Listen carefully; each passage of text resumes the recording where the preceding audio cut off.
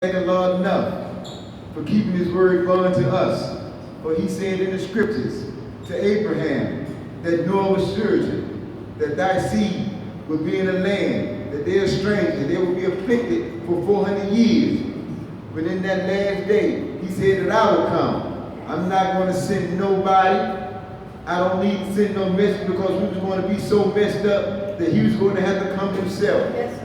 It reported that even the 12 leaders of Islam said at the root of civilization to discuss the lost found black man right over here in the middle of North America. And all of them had gave up on us, saying that we'll never return to the knowledge of ourselves. I mean, they just done. I mean, as Bible said, they done been had, we've been hooked, we've been bamboozled, we just upside down and been turned right side out. But it was one of those scientists that said that I would go. Yes, sir. I will go myself. So again, we can never thank Allah. And I can never thank Allah himself for coming in that divine person of the great Mahdi, Nasrullah Muhammad, the long-awaited Messiah of the Muslim, the Mahdi of the Muslim. Why the Mahdi of the Muslim? The even Prophet Muhammad, Ibn Abdullah said himself, before he departed, during his last hijrah, he said, look, 3 generations after me, none of you will be of me. This is what he said to his people. Not 1 generation, not 2 generations, but 3 generations. 300 years after me, none of you will be of me. You see, we was bamboozled, we was just all messed up. That the prophet said that all I came and taught y'all are still a lost people. But he said that Mahdi will come. That Mahdi, and we know him as nothing but Muhammad, to whom praise is ever due. So we thank him. I'd like to thank all of you for coming out. Didn't y'all enjoy yourself yesterday? Yes, sir. Oh, praise be to Allah. Even though Brother Dennis said himself that he did not come today. He did not come to Buffalo. He made it specifically to the press. I didn't come to Buffalo as a result of some youth being killed. That is not why I'm here. I'm trying to get ahead of the violence. I'm trying to get ahead of the shooting. So he said, I didn't come here for that. But lo and behold, on the media, the first thing I saw on Time Warner News, they said, oh, we had Brother Dennis of the 10,000 Fearless Peacemakers. He came as a result of the 8-year-old youth being killed down on South Division. And the youth, he said he came as a result of the violence. Now I'm saying that he sat right there and told us that ain't why he came. I'm standing right there at the press conference. But today we'll have part 2 of our brother to come to set the record straight. So with that being said, I thank you all again. Welcome you all out to Muhammad Mosque, number 23 right here in Buffalo. So we're going to move forward our program. We're going to bring up our next presenter is our brother, my brother, Brother Khalid Abdul Rashid Muhammad. All praise to you. So Lord, let us see what we're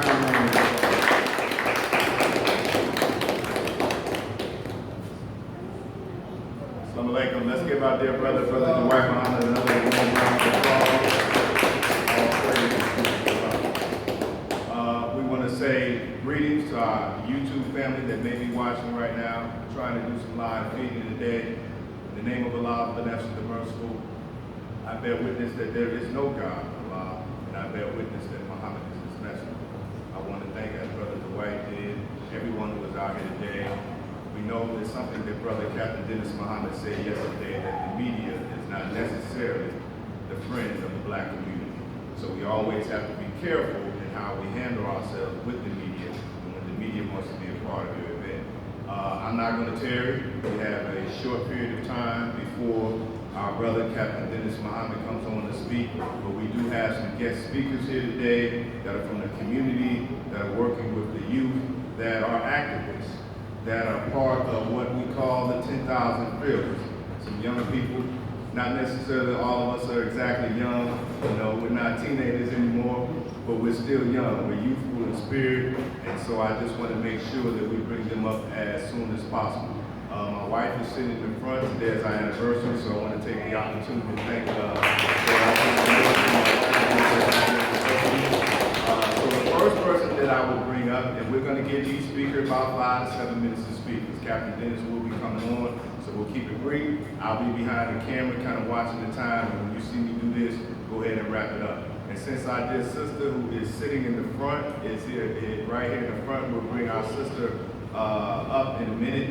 I want to say I met this sister during the Black Lives Matter rally. I thought she was with the Black Lives Matter group.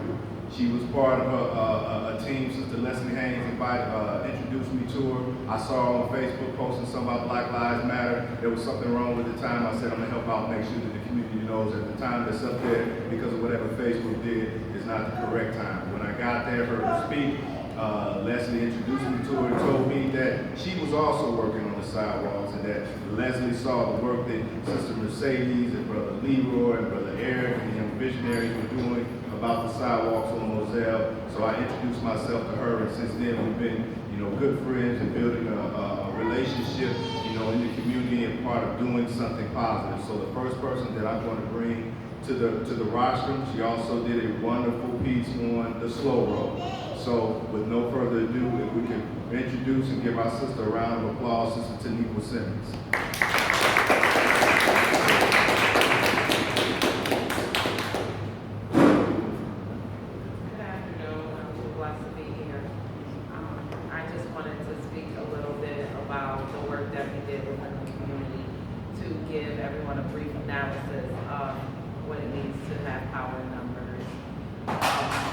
Working out in the community, I really felt alone, and I've been in my community working since I was a teenager. I lost a lot of friends, a lot of loved ones, and I just got tired of it.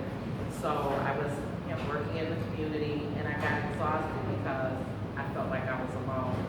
And then there was a tragedy with the sidewalks, and I met Brother Khalil and Sister Mercedes from the Young Visionaries.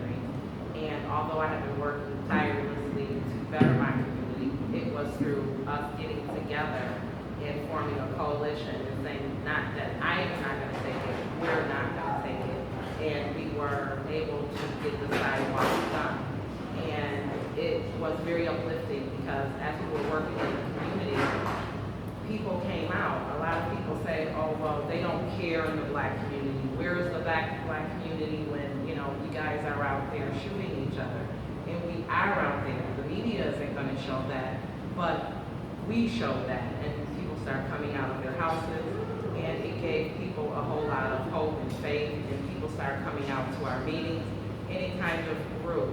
And I said that to say that there is great unity. There's great power in unity, and we may not always recognize the power within ourselves or the power within our unity, but they do. They always recognize that. That's why they work so tirelessly to make sure that we are not unified. And what we have to do is we have to stop dividing ourselves, because they are always working together. They're working together morning, noon, and night to make sure that we are oppressed, to make sure that we are where they want us to be.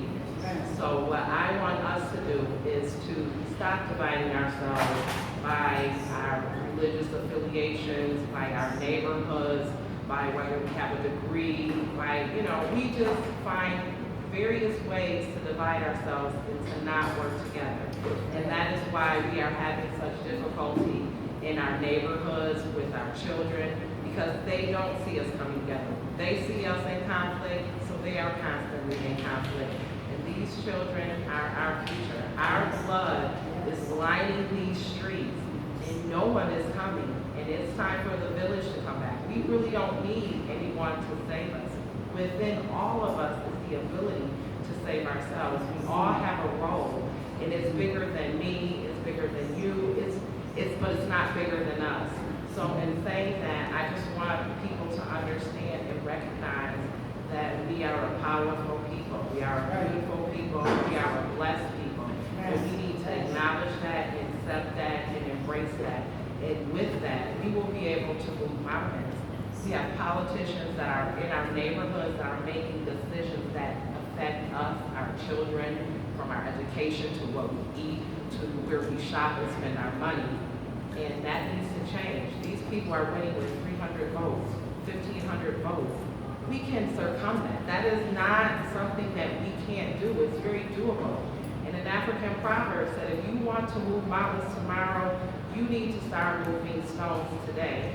And that's what we need to start doing. We need to start moving stones by coming together and making the work light. As many hands make work light. So maybe you can't come out to a meeting. Maybe you were good at writing letters. Maybe you're good at phone calls. Maybe you can donate time. Maybe you can donate money. But I just want us all to recognize and know that we all can do something. And when we all play our part, we will see great things happen. So I just want to say that there is power in numbers, there is power in unity, and we need to unify. So, you know, it may be difficult, but it's not something that we can't overcome. So, in saying that, I would like to say thank you for your time, and please come out of your houses, come to some meetings, but please be a part of the solution, because when we're not a part of the solution, we are definitely a part of the problem.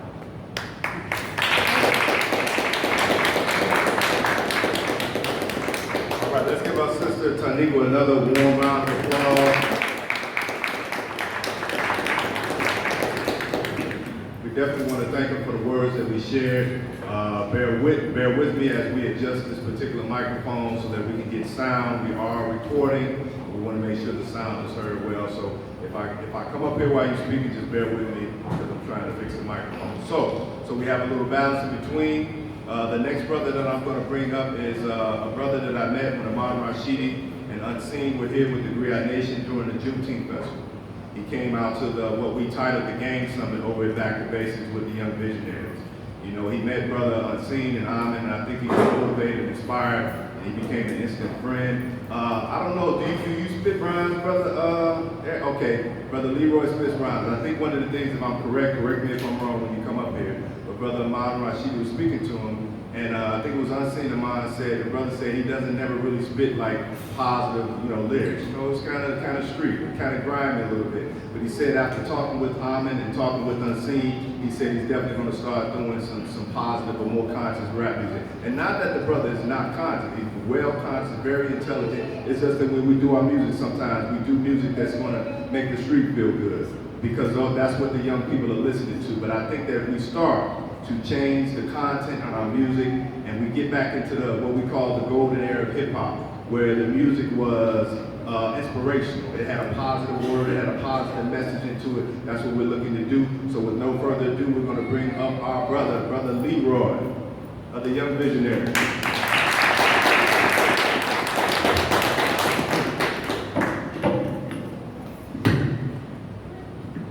Good morning, everybody. Good morning. Go ahead. All right. One thing that brings us all here today is do Black Lives Matter? And we're not asking other people do Black Lives Matter. When we say Black Lives Matter, we're not telling it to the next man. We're telling it to our people. They need this. They need this message. The message that Black Lives Matter to us, because the fact that another young man was killed this morning, another young boy was killed the day before. The killing keeps going on. Before I came into this door today, I got a message that there's a shootout going on right now on the east side. And that's this morning. And once again, that's our own people. I'm talking to people daily and they're saying, okay, you're saying Black Lives Matter because all of these police are killing people. That's the only thing that's publicized. Like the young lady said, that's the only thing that the media is going to portray and show us. That's why it's up to us and the young visionaries, the 10,000 fearless, to go out there and tell these people, this is what we need to do. This is the reason we're doing this, because everyone is affected in this. Just like if you take the bees out of this world right now, give them 3 more years and they'll be gone. The bees help populate this earth from taking flower and pollinating flower and flower and flower. These children today are our flowers. They need to be pollinated. The only thing that we have today is, like Brother Khalil said, is our music, and right now, which is terrible, and that's not up to just one media, one person. You gotta understand, it's been strategically brought to us this way. They go out and they find these people, they listen to them. They got A&Rs that go out and they listen to this stuff. It's not just in the mainstream because they put it on YouTube or something. They actually go out, they find these people. They find these people to manipulate our children, to dilute our brains. This is all it is there for. It's nothing positive on the TV right now. I was just talking to a gentleman, Buffalo has a public access channel. that's something that we need to take over right now and get back to our community. No matter if it's teaching our children the ABCs, no matter if it's teaching an adult how to read, because that's the population right now. 30% of black people can't read in America, like, and that's over 19. And that's just something that I thought was dead and gone, and it's something, a problem that we continue to deal with. And the only thing that I can think of when we deal with this problem is what Brother Malcolm said. How can you, only a fool will allow his enemy to teach his children. And that's exactly what we're doing right now. We're sending them off to these schools, and I'm not saying take your kid out of school, I'm not saying homeschool, but follow up with what your child is learning. Your child is learning things that they expect you to know already and you to tell your child at home. So if you got a child there at home and they saying, oh, your child is failing because your child can't read. But as soon as your child gets home, they're reading everything on this cereal box or everything on that toy they want. They're telling you exactly what it comes with. This is the features this toy has. And your kid can't read? I don't accept that. It's something in these schoolings and their attention span, and they're taking gym, they're taking art, they're taking music, everything that our children need to wind down. You can't tell me I'm going to go 3 hours in math class, 2 hours in English, and then we're just going to be all right. I'm going to stand up. I'm going to say something. I'm going to make a joke. That's our people. We're going to laugh at something, and that's not their fault. That's not their fault at all. That's not these children's fault. The fault is on us as a people. I see kids going to school with Jordans and Gucci belts for intense reading classes. Like, that's not going to work. It's not acceptable in any standard or form, no matter if they're white, black, yellow. The fact is, us as a people need to stand up and take care of these students, take care of these children. Brother Khalil, today is your anniversary. Congratulations. You know what today is another anniversary of? 61 years ago today, Emmett Till was murdered. And that murdering was by 2 armed forces that were in the military, but that continues today with these police, corrupt cops and everything. I tell the young man, I see F Black Lives Matter on my Facebook page. And one question, why? I asked this gentleman why, and he said the same thing that everybody else is saying. Oh, well, they only come out when the police are shooting. They don't do nothing when black people are killing black people. This such and such just killed this girl. Such and such just killed this little boy. But when that is going down, you're not there to say anything. We are there. We are there as a people. We are there. We need to come together and show that we are there, because the media only showing when we're coming for them. That's now right. We need to show when we're coming for us. That's right. We have meetings every Wednesday, Back to Basics. Please come out and show your opinion, and we can get to the bottom of this. Thank you. All right.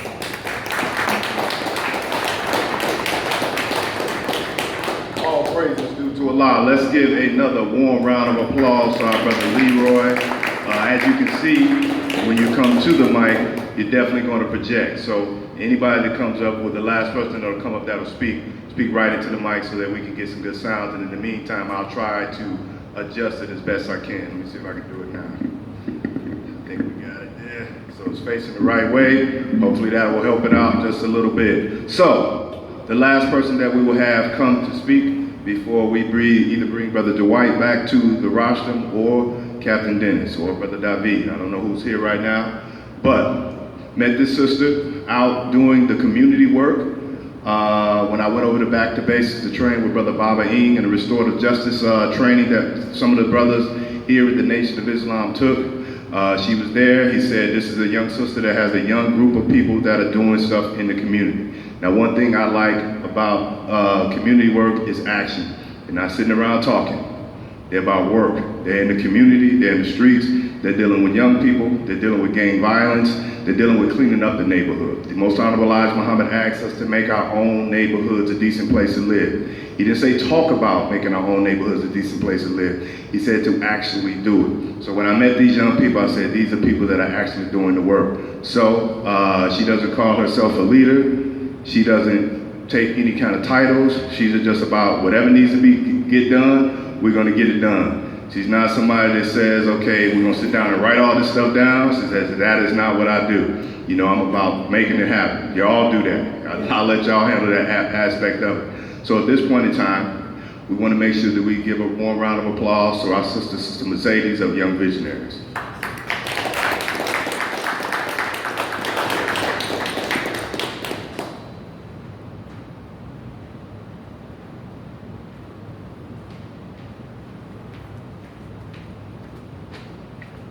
Good morning, everybody. Can you hear me? Okay. I first want to thank Brother Khalid and Brother David for allowing us to be a part of this, and happy anniversary to you too. I also want to thank y'all for allowing us to be part of 10,000 Fearless. Like, that is something that is really powerful for the Black community. Okay.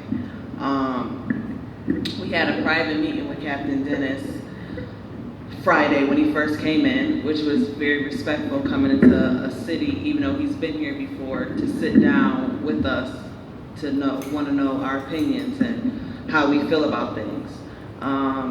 I was silent. I am one who likes to observe and listen to the people that are around me, because even though when you're sitting amongst a group of people, everybody's intentions may not be well. So I didn't speak yet. Yesterday I did the same thing because we had a group of people that knew he was coming. The news put it out there. I'm not really too fond of the news and the media, so I was quiet yesterday too. So I talked to a friend of mine last night, and he's like, well, what are you gonna talk about tomorrow? I said, well, tomorrow I'm finally gonna tell the truth. Black lives do matter to Black people. Black lives don't matter to other people. Part of the problem that we have in the city of Buffalo, why our violence is not being solved as the truth. He did say we all dropped the ball.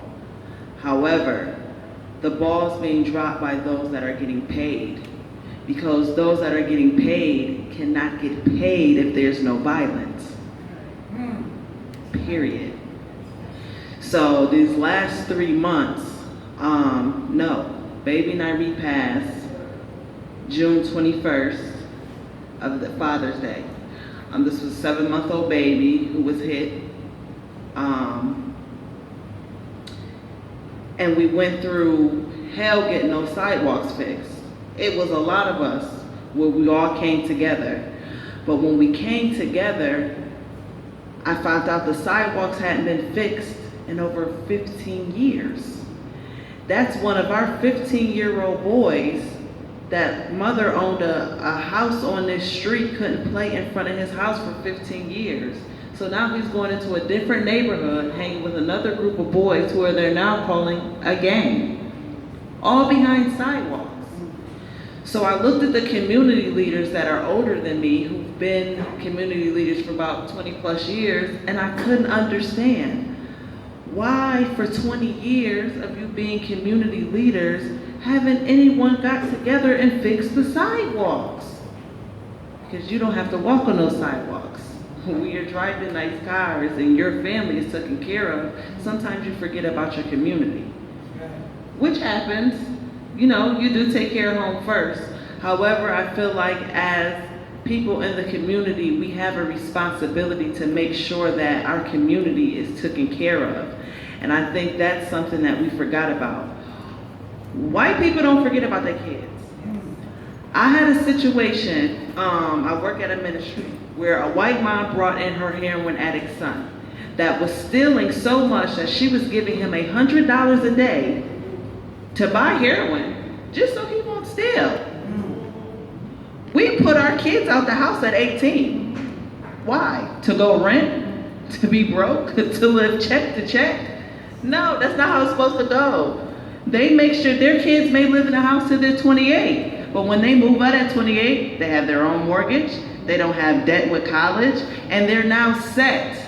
We have to change our mind state of how we think about things and just know that once we have children, we have responsibility, not until they're 18, not until they're 21, but until we as parents equip them to go out here in this world. I've been on my own since I was 13 years old. I just stopped carrying a gun this year because working in the community, I can't tell these people to put their guns down and I'm still carrying mine in my purse. Am I scared? As hell, excuse me. But, because we're out there. These are my friends that are getting shot. My friend got shot with LaRon at 31 Park. Somebody they knew walked up to them, slapped them up, shot him in their neck, and they had a shootout.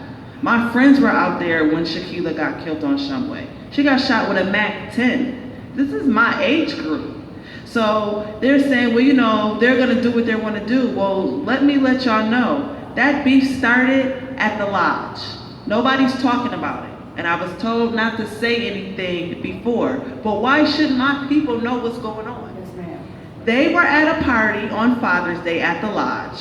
A male and female were together. A female hugged another male, and the male that she was with got upset. This broke out a fight. Here it is now, the summer after Father's Day, we've had casualties of innocent victims that had nothing to do with that original situation. I'm not the only person that knows about this. It's a lot of people that know about this.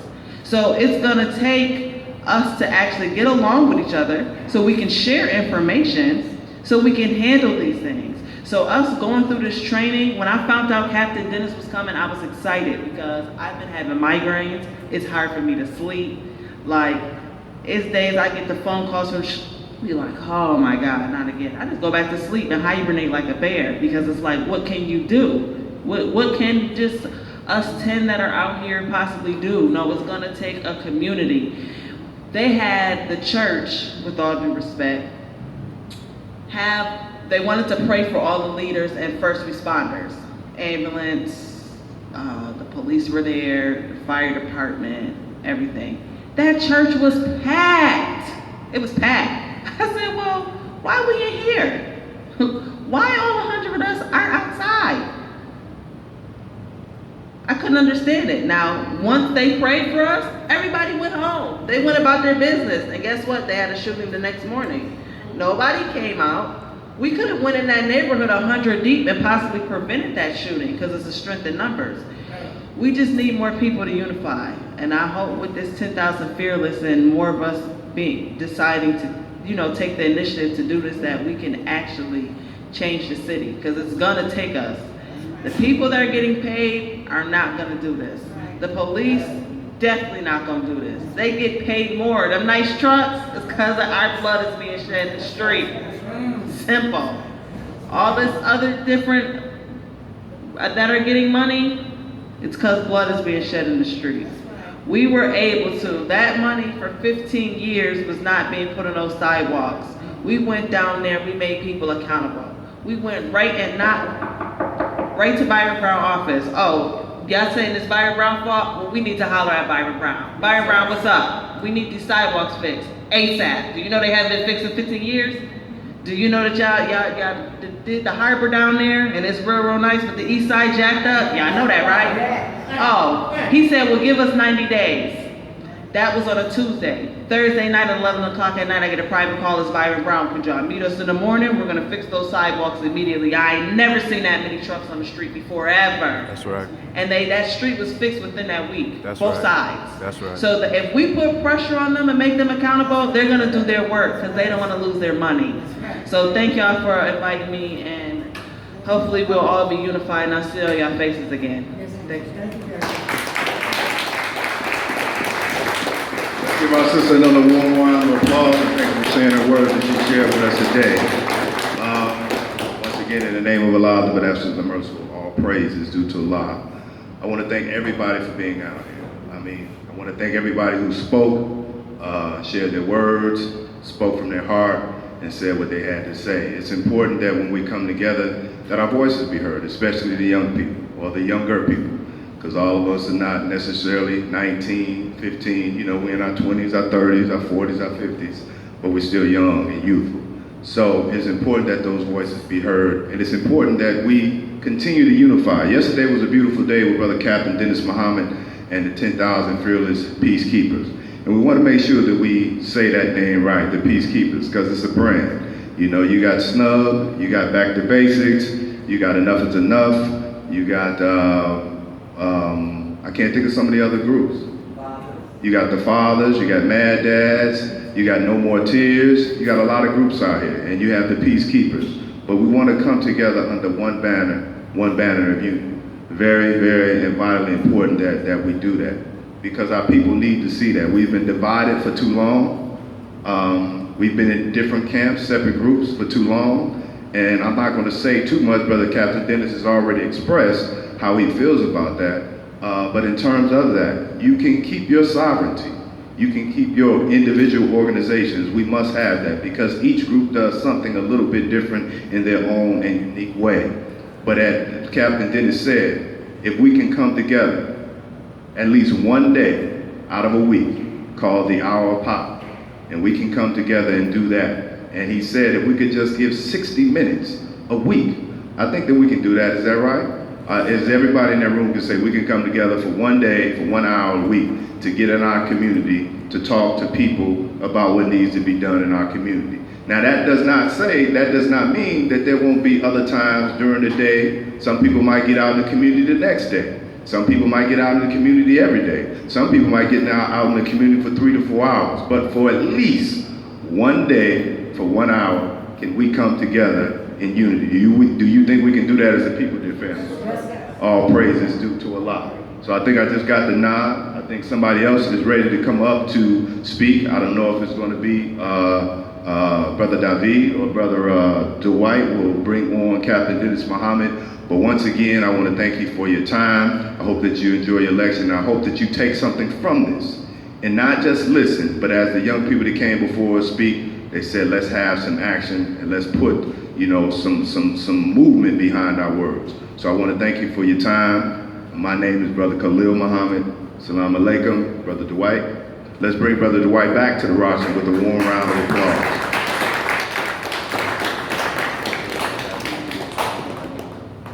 All praise be to Allah. Salam alaikum. All praise. Y'all ready to hear from our brother, Captain Dennis Muhammad? All praise be to Allah. That sounded kind of weak. Y'all ready to hear from Brother Captain Dennis Muhammad? Yes, sir. All praises are due to Allah. The last time I was up before y'all, I spoke of the prayer. Anytime that the people of God were found in a certain situation, they asked Jesus what to do. And the situation had gotten so terrible to where one person said that we needed to pray. We needed to pray. And Jesus said, let us pray on this mode. He said, Our Father, which art in heaven, hallowed be thy name. Thy kingdom come, thy will be done, on earth as it is in heaven. Now I'm going to stop right there because I want us to ponder and reflect on the words of Jesus.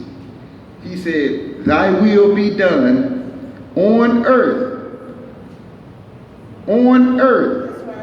God's will being done on earth as it is in heaven. So the question with the violence that is going on today, as of this day, is over 100. When I last checked last night, I don't know what has happened or what has transpired through the night to this morning, but approximately 135 to 140, that much violence has happened due to guns. We've had that much gun violence in the city of Buffalo. And with the count going up this morning as of the incident last night, we've had 32 deaths due to gun violence. 11 of those deaths happened just right here within the month of August. Out of 32 for the year, 11 in the month of August. So as Jesus said, thy will be done, thy kingdom come on earth as it is in heaven. Allah says in the Qur'an, ask the question. He says, Bismillahirrahmanirrahim, he says, the calamity. He asked the question, and what will make you know what the calamity is? Have we yet come to realize what the calamity is? He said, during the calamity, men will be as scattered moths. So we know what a moth do at night. At night, a moth is there searching for the light. It's just trying to find light. They just all come around the light. He said, men will be like scattered moth on the day of the calamity, searching for light. That's how he said we would be, trying to search. So the question was asked to Jesus, for what sin? And that's the question that I pose to you all. For what sin have our babies committed that they be killed? For Allah says, when the one buried alive is asked, for what sin was she killed? You see, you have physical death, and you have a moral and spiritual death. The physical death is the person he's got popped and he's gone. The moral and spiritual death is one that's going to the penal system upstate for the next 20, 30 years for the rest of his life. 2 birds, 1 stone. For what sin are they being killed? God, if this is thy kingdom come on earth as it is in heaven, if this your will being done on earth, if this your will being done on earth, for what sin are our babies being killed? What sin? That's the question we have to ask today. What sin are our babies being killed? All praise is due to Allah. So I see that we're going to move forward, but I just want us to just ponder that question when we go home. What are we doing? Because the scripture says the sins of the parents will be visited amongst the children. So don't ask, when you ask that question, for what sin have they committed to be killed? God said the sins of the parents will be visited amongst the children. And our minister Farrakhan teaches us that sin is transgression of the law. Or we transgressing the law of God. That's resulting in our babies being killed. All praise be to Allah. So ponder those questions as we move forward in our program, and help me to receive, as he will introduce our keynote speaker today, our student minister, our Buffalo representative, our minister Farrakhan, Brother David Muhammad.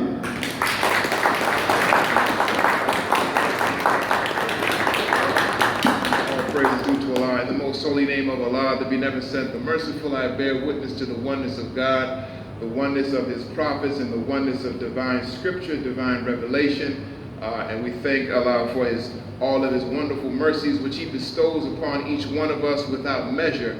We're taught in the Holy Qur'an that if we were to try to number Allah's blessings, we could never put any kind of limit or number on the blessings that we enjoy on a daily basis. And so we thank Allah for those blessings and mercies. The greatest of his gifts and blessings is divine guidance, divine revelation, which he always reveals through the mouth of his prophets and the scriptures that they bring. And so we thank Allah for all of those former messengers and prophets. We thank Allah for Abraham, for Moses, for Jesus, for Muhammad, and all of the former messengers and the scriptures of divine guidance that they brought to us.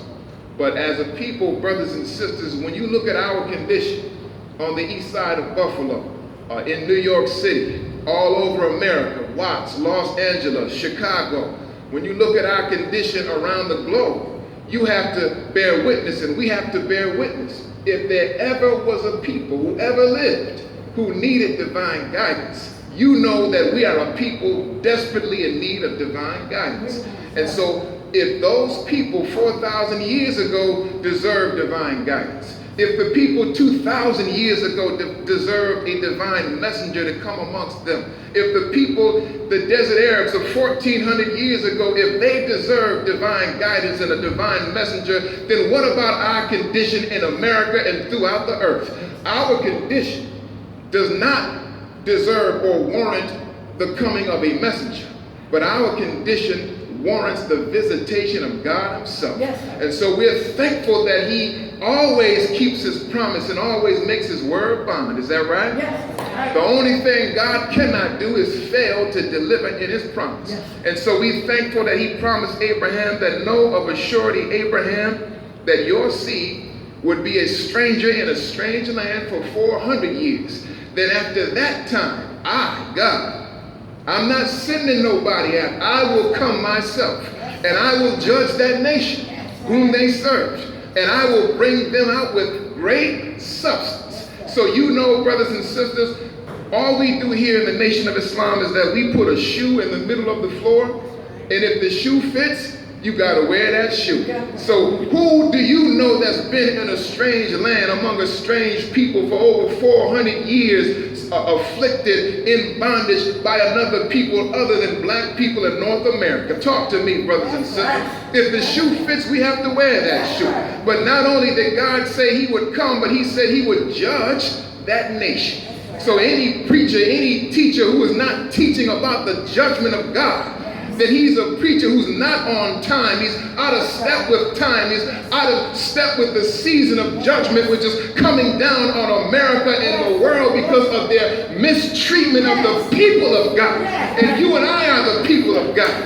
You just can't get it twisted and get it tangled or confused. You and I are the people of God, no matter what they say about us. And so our condition has been deserves the coming of God. And we thank him for coming amongst us in the person of Master Farad Muhammad, and for raising up the Honorable Elijah Muhammad, his messenger, his Messiah, his exalted Christ, and for giving us an extension of grace, love, and mercy. Is that right? Yes. Personified, exemplified in our big brother, the Honorable Minister Louis Farrakhan. Yes. It is in their great and righteous names I greet you, brothers and sisters. Assalamu alaikum. We say the Honorable Minister Farrakhan is a divine grace.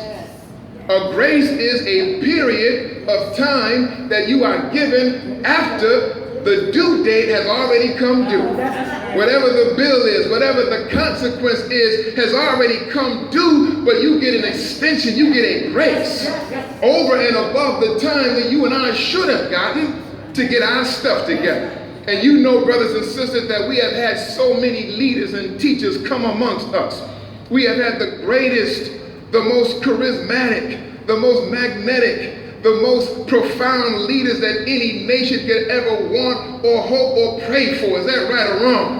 We have the Honorable Marcus Mosiah Garvey. He said, up you mighty nation, you can accomplish what you will. He said, Africa for Africans at home and abroad. We had the great W.E.B. Du Bois. We had Detroit Red, Malcolm Little, who became Malcolm X. We had the Honorable Elijah Muhammad. We had so many great, colorful, charismatic leaders. When you look at the leaders that God has blessed us with, you have to look at the people. You have to say, what's wrong with y'all? Because other nations of the earth never had leadership like that. They hope that they could have just one of the ones that we had. We have had a plethora, we have had a constellation of stars to be able to give us light in the dark time that we lived in America. So we have lived amongst these leaders. Now we're in a grace period, but that grace is all over with now, brothers and sisters. Is everybody all right? Yes. And so we're thankful that a man like Farrakhan would send us a man like Dennis Muhammad. Is that right? It was Farrakhan that sent Brother Captain Dennis Muhammad to the city of Buffalo, New York in 1982.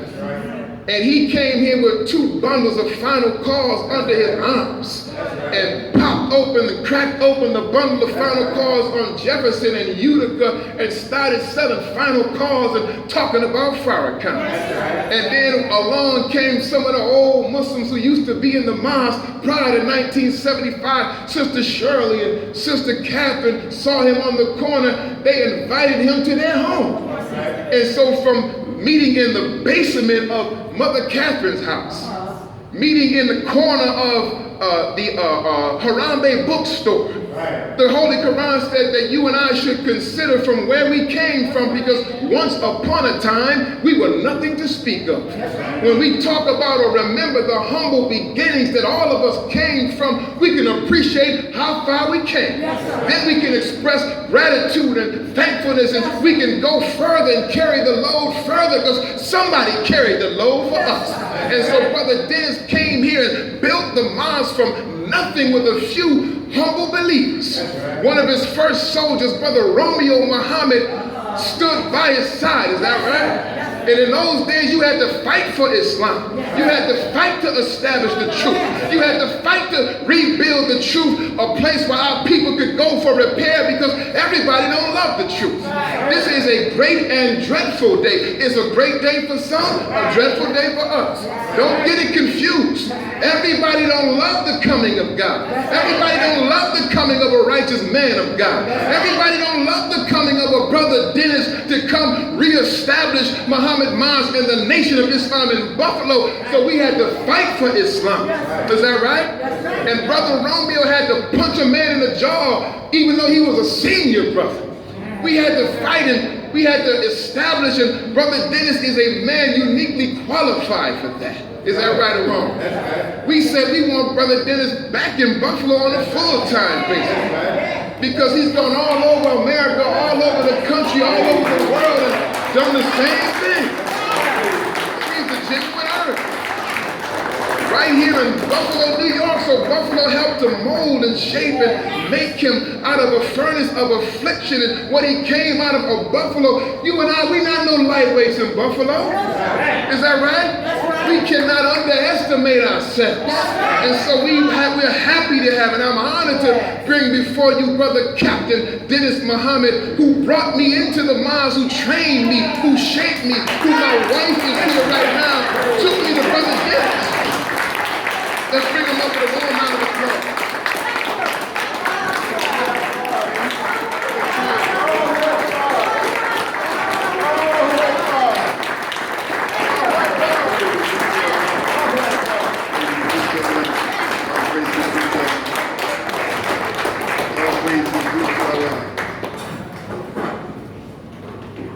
In the name of Allah, the beneficent and most merciful God, we give him honor, we give him praise.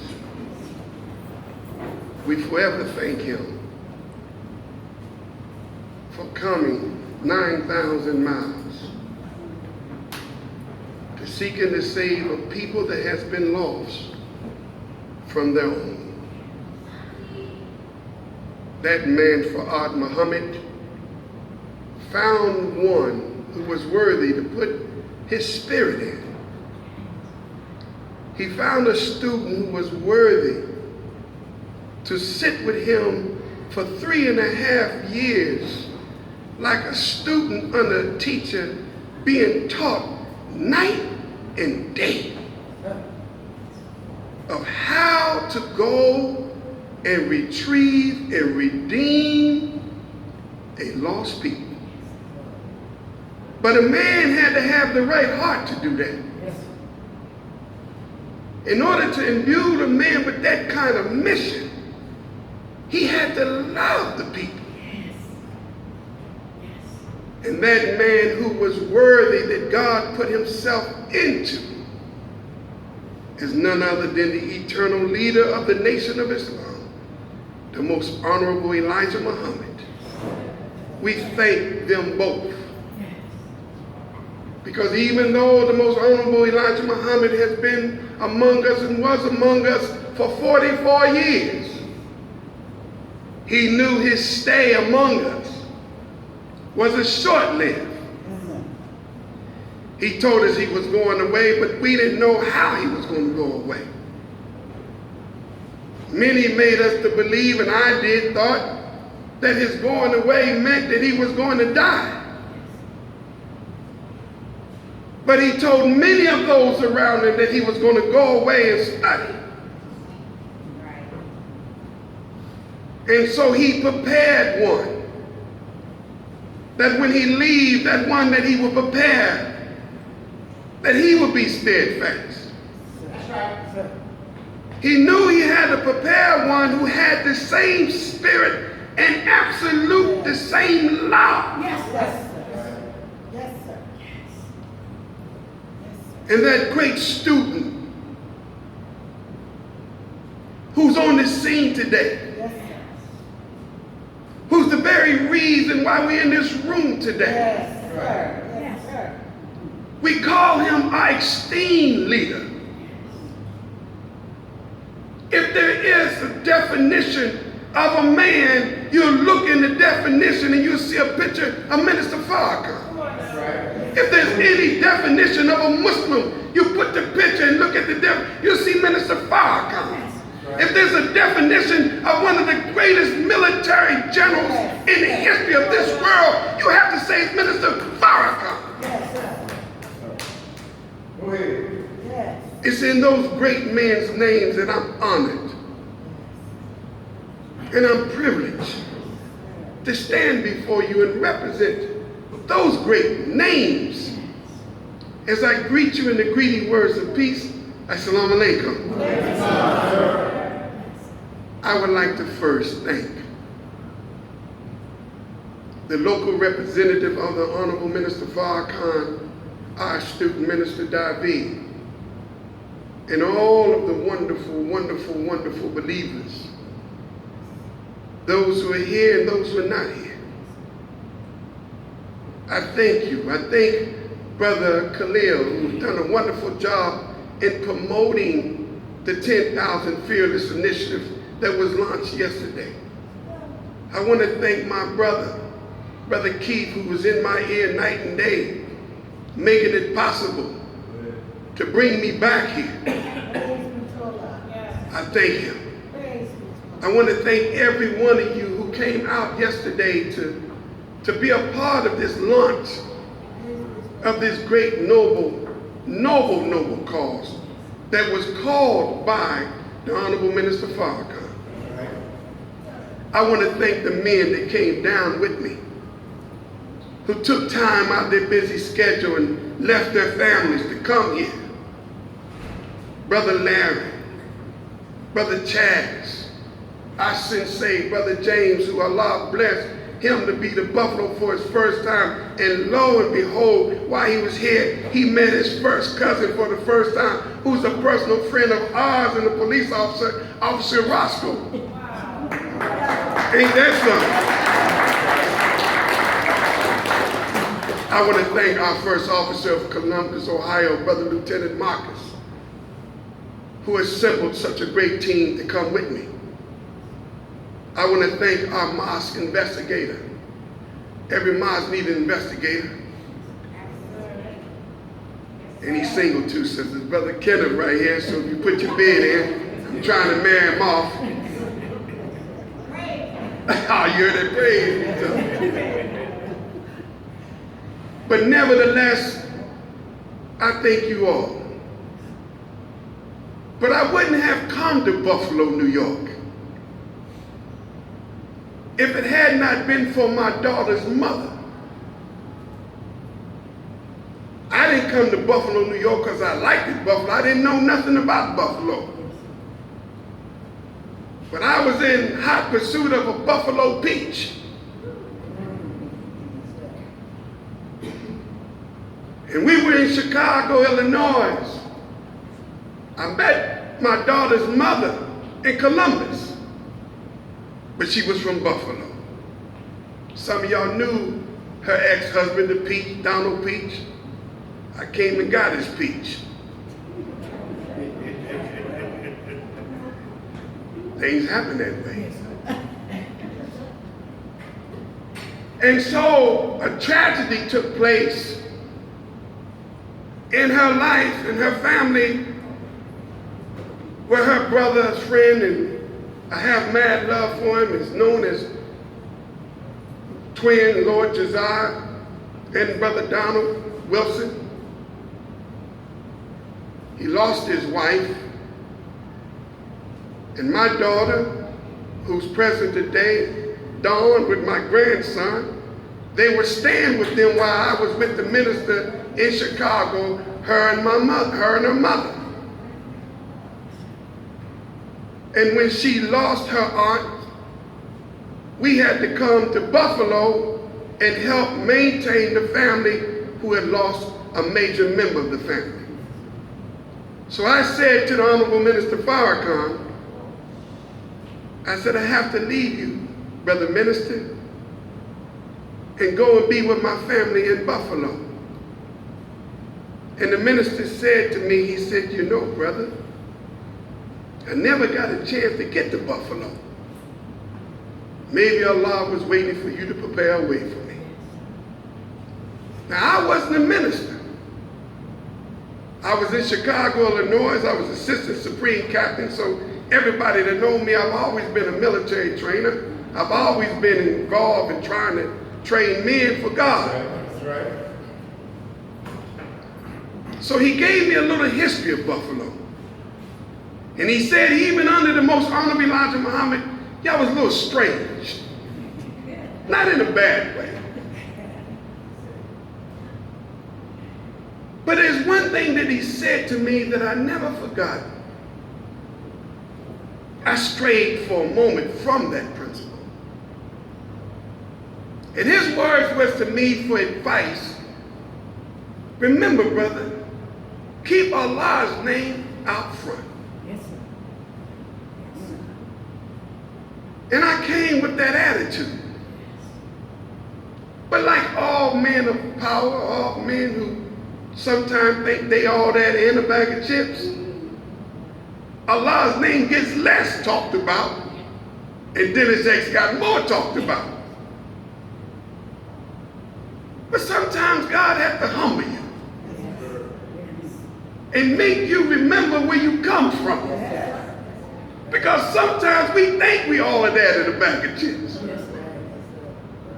And boy, did God put a chastisement on me.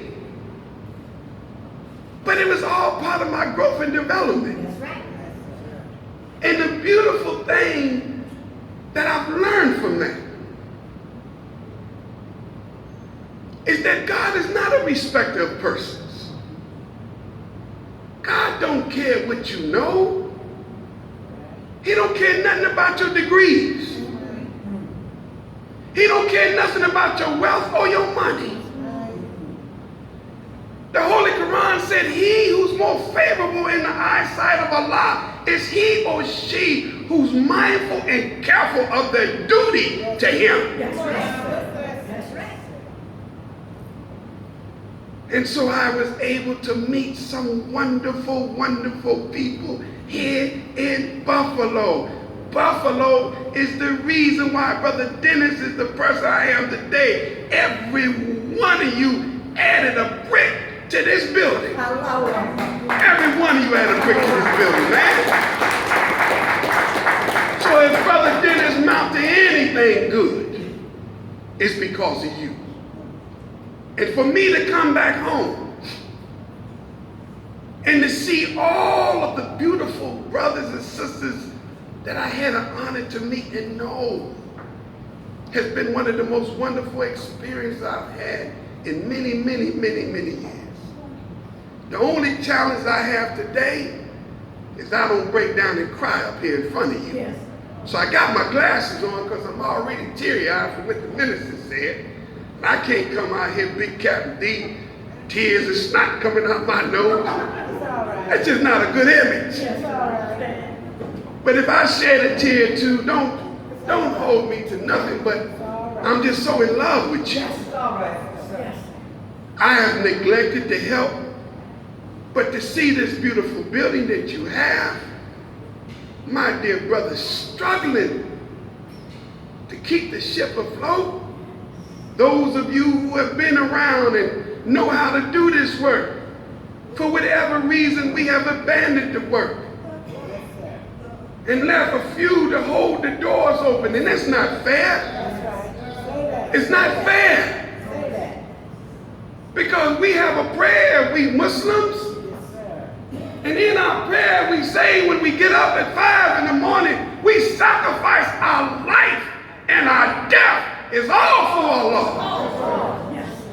All of it. Don't we say that prayer? Yes, sir. We didn't say our life and our death is for Brother David. No, sir. That's right. We didn't say our life and our death is for Minister That's Farrakhan. right. That's right. When you do God's work, what you're doing is you're giving God an opportunity to clean up your madness. Listen to me. He gives you an opportunity to clean up the sins. Yes. There ain't nobody in here perfect. That's right. Hell, if God was to charge you for sins, he would have to charge you for the sins you did last night. And some maybe this morning.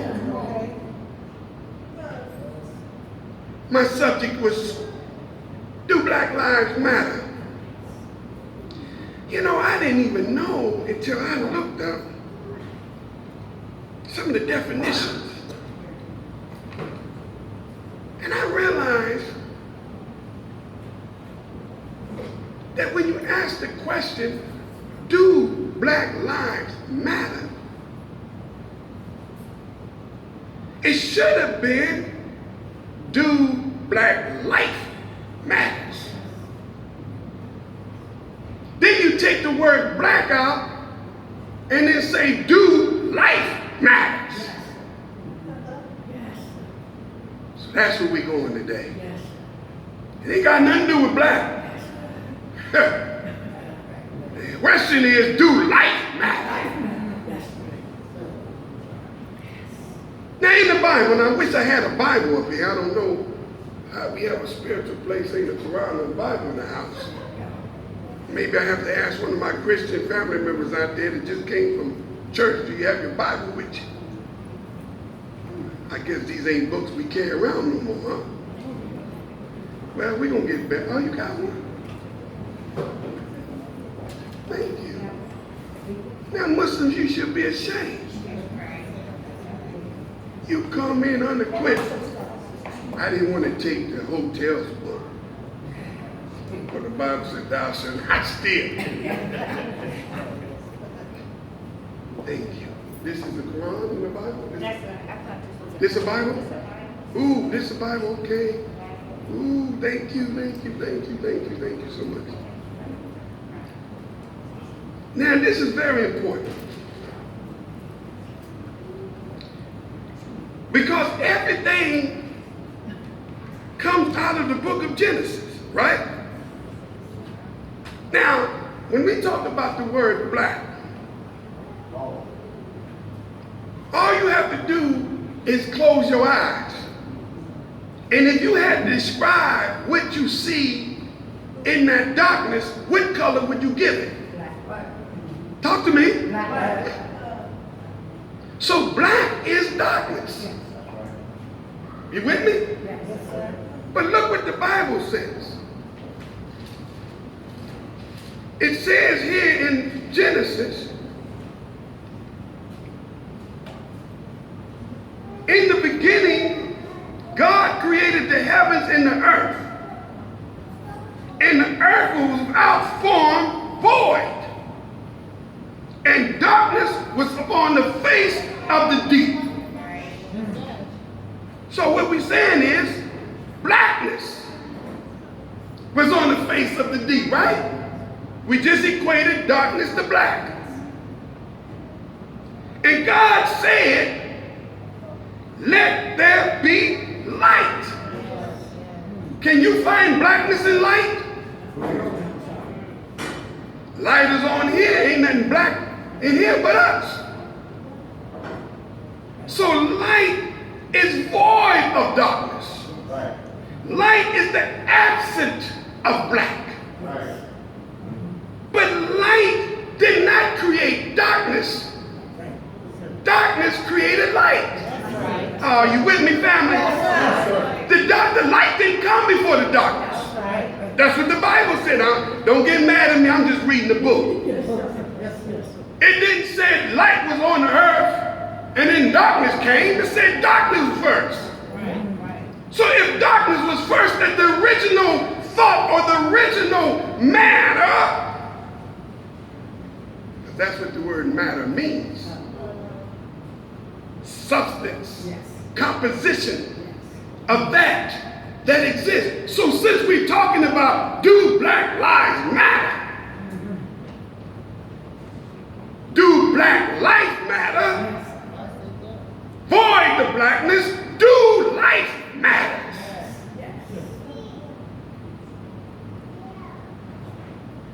Now, in that,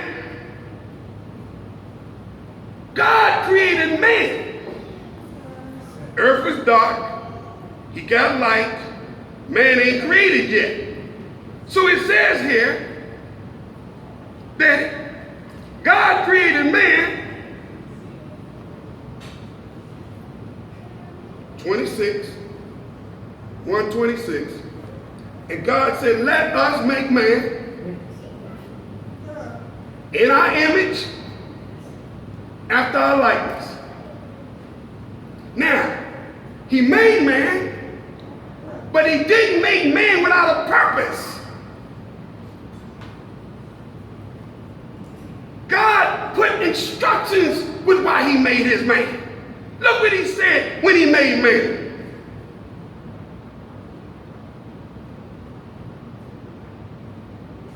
And let them have dominion over the fish of the sea, over the fowl the cattle of the land, over all the earth, and every creeping thing and creeped upon the earth. So God created man in his own image, and in the image of God did he created him. Now, here what we just sustained. God did not create man without an aim and a purpose. To be able to say he created man and give man dominion. The very fact to give a person dominion, meaning you've given them power. Yes. You can't dominate nothing if you don't have the power to sustain it, right? Right. Yes, sir. That's right. So as God gave man dominion, he gave him power. But he wasn't finished with man yet. And then he went to the second chapter, number 7, and he says, and the Lord formed man from the dust of the ground and breathed into his nostrils the breath of life. And man became a living soul. Everything has to be put in its right context. Man was not alive. So when we say, do black lives matter? Take the S, and you don't have live, you have live. To be able to live means you have to have life. Nothing that has life can live, right? But what gave life to this body? What was this breath of life, this breath that God breathed into this man that made him a living soul? Every one of us, when we're born, we come out the wombs of our mothers. You used to see the old school where the doctor turned the baby upside down, right? And smack him on it. They don't do that no more. That's right. But the smack was supposed to make the child inhale. So that means the first act of life is inspiration. And the last act of your life is what? Expiration. Yes, sir. Are y'all with me? Yes, sir. In order to be able to say that you're living, you have to be breathing. That's right. And breathing is inhaling, exhaling, inhaling. So if the first act of life is inspiration, what is the last sound that leaves the body? Well, where is that breath going? It came from somewhere, didn't it? Where the Bible telling us where it came from. It came from God. Yes, sir. So God is the author of life. We're asking the question, do Black Lives Matter? The question we should be asking, do life matter? Yes, sir. That's the question. We wouldn't even have to ask the question, do Black Lives Matter? Yes. Because you're not acting in harmony with life. That's right. We're not fulfilling the role that God has given us, which was to dominate the earth. We have failed to be what God has made us in his likeness and in his image. We should be able to look at one another and see God. Yes, sir. Since he said, I made you in my likeness and in my image, right? That's right. Sir. We're not even dominating our communities. That's right. You don't have no dominion as a man in your home. You ain't conquered nothing. But everything that we created has conquered us. Am man. Teach. Yes, sir. So how can Black Lives Matter when we don't even value life itself? But that ain't got nothing to do with white folk. The Bible says that sin is transgression against the law of God. Right? Now let me show you where we at. In the book of Ecclesiastes, it talks about everything under the sun has a season. I want y'all to pay attention to this. It says here, matter of fact, let me read it. Man, it must have been meant because it was right here. Sister must have been reading this part. Chapter 3, Ecclesiastes. To everything there is a season and a time to every purpose under the heaven. Look at this. There's a time to be born and there's a time to die. Would y'all agree with that? Yes, sir. There's a time to plant and there's a time to pluck up that which you plant. Make sense? Get ready for this one. It's a time to kill and a time to heal. Would y'all agree with that? Yes, sir. All right. It's a time to break down. It's a time to build up. Would y'all agree with that? Yes, sir. It's a time to weep and it's a time to laugh. It's a time to mourn. It's a time to dance. It's a time to cast away stones. It's a time to gather stones together. It's a time to embrace. It's a time to refrain from embrace. It's a time to get and a time to lose. It's a time to keep and a time to cast away. It's a time to rent. It's a time to sow. It's a time to keep silent and it's a time to speak. It's a time to love and it's a time to hate. It's a time of war and it's a time of peace. Now look at this. This is in the book. You mean to tell me hating had a season? It sure did. Oh, y'all know it had a season. Y'all the ones be putting all on Facebook. Haters. Haters. Drinking a haterade. Right. You hating. Hating had a season. That's right. Hating had a season. There's a time to kill. It seems like, are we in that season? Or is it time for us to heal? Yes, sir. See, why is this important, family? Because if you don't know what time it is, maybe you killing when you should be healing. If you don't know what time it is, maybe you are hating when you should be loving. If you don't know what time it is, maybe you're at war when you're at peace, we should be at peace. See, it's very important that we know what time it is because one bears fruit and the other one don't. But let me tell you about the seasons. Seasons is changed by the movement of the sun. Right. Now let's look at the sun.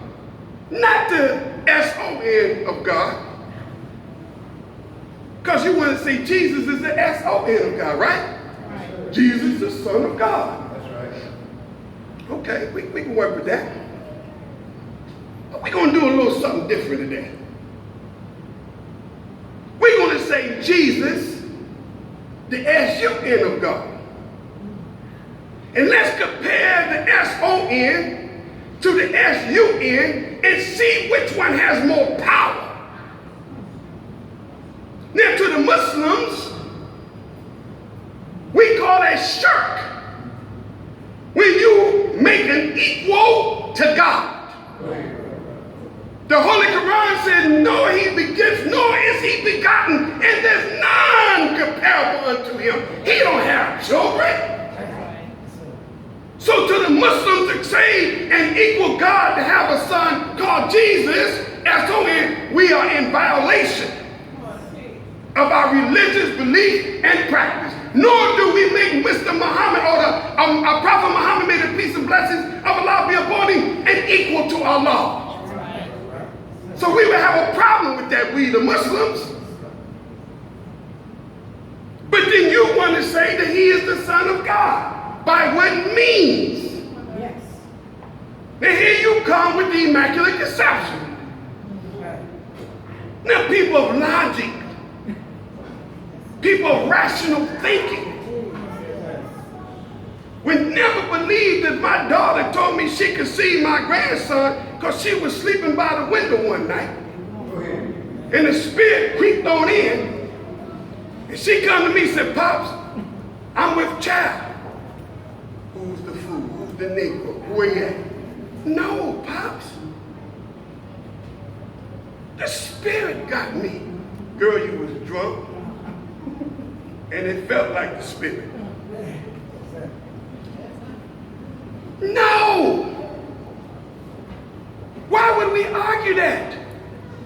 Because that is not the natural process by which God brought all other life through. That's right. Why would this particular individual be that special? That's right. Good question.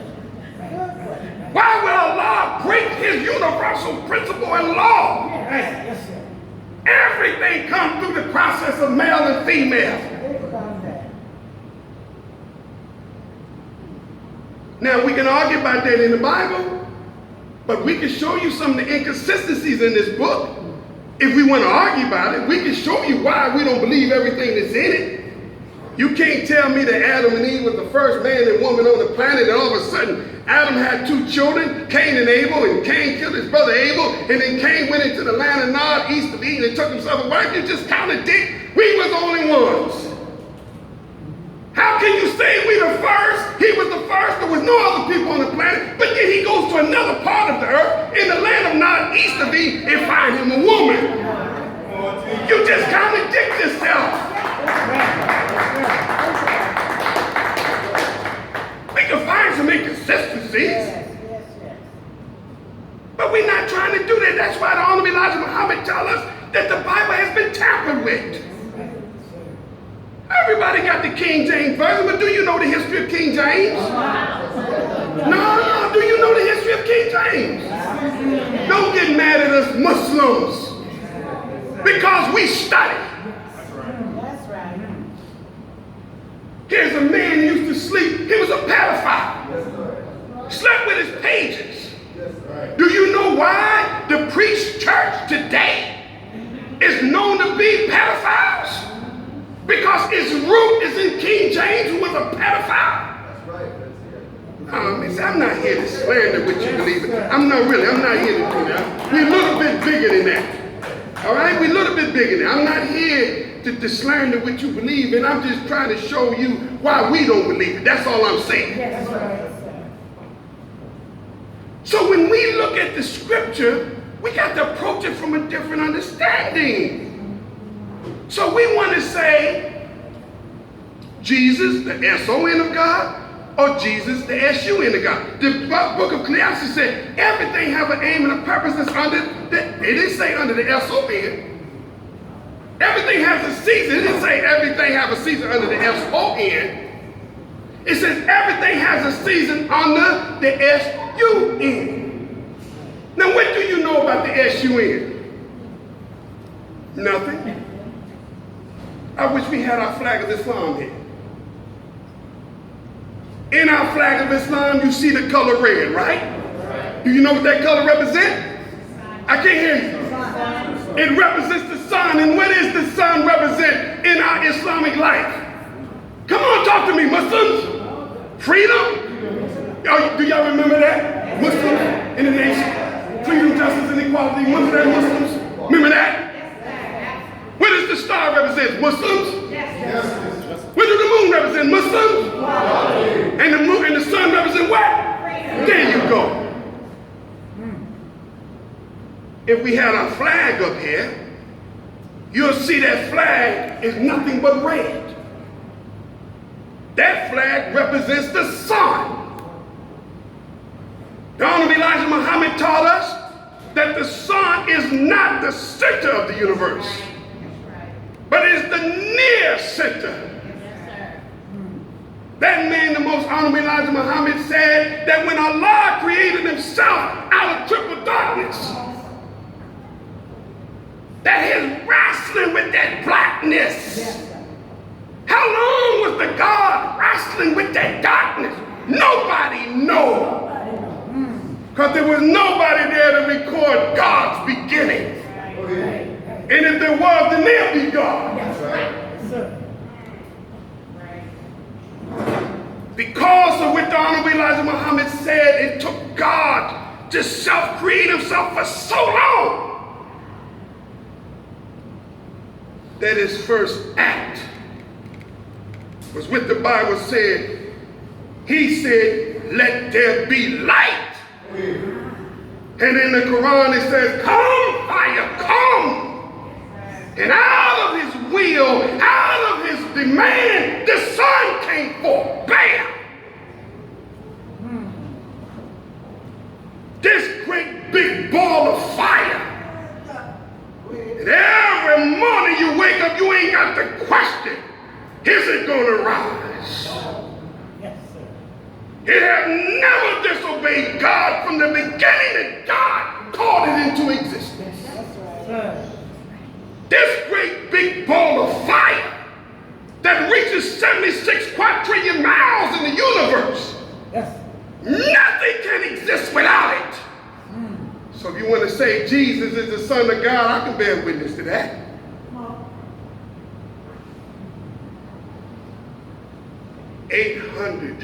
and 53,000 miles in circumference.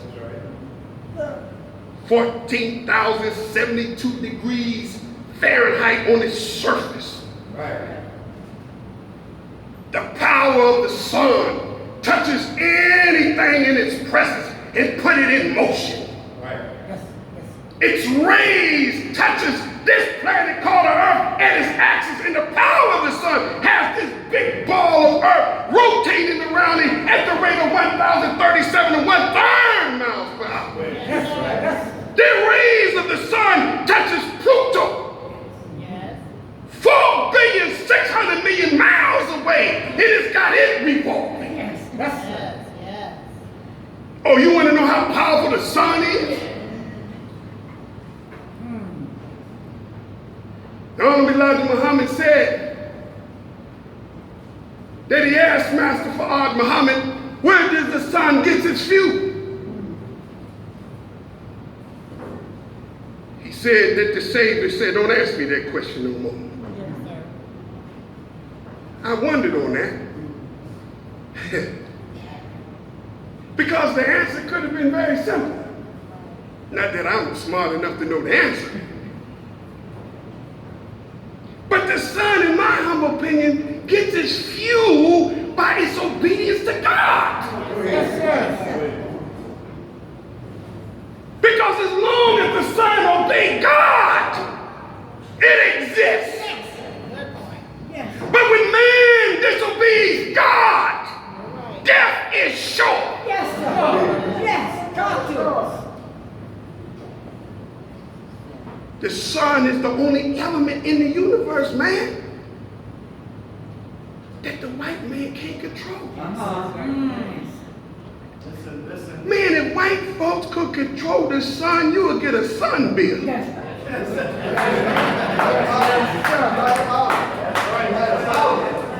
And by the way, how some of you pay your bills, you'll be walking around here real pale. We can look at them. They must cut your sun off. Yeah, they come out. My son been off for 6 months. I can see. But do you got that number of that brother know how to turn the sun? Because we know somebody know how to bootleg the sun.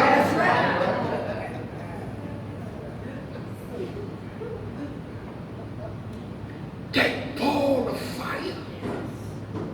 Why do we call it freedom?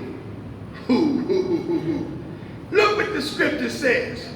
In book of John 8, Jesus says, and you shall know the truth, and the truth shall set you free. If the truth sets you free, then that means that the sun is the truth. Because it's the sun rays that frees all seeds. Listen to me, family. Yes, sir. Nothing can grow without the sun. Some of you plant stuff. You got a flower pot at home, or you plant some greens and everything. You get it in a seed form, right? Then what do? Do you leave the seed on the top of the ground? What you do? And you put it in what? Darkness. I'm just going to tell you. See, God makes everything by which he came for go through the same process. Did you know that? Everything that has to come forth has to be first come out of darkness. Yes, sir. Yes, sir. That's right. We mate with our mates. And an act takes place, not with the lights on. Maybe y'all like it that day.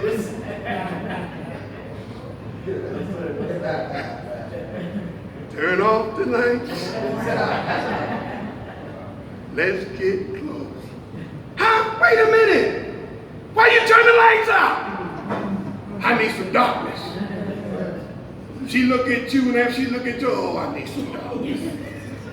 You look at her, oh, I need some darkness. Huh? And then all of a sudden the act is take place, and the sperm is shot up into a lighted room with lights like Times Square. What is it shot up into? What? Darkness. How are you going to argue with God that he makes everything that comes to life out of darkness? Let's just say out of blackness. I'm gonna get you home. Just hang with me, family.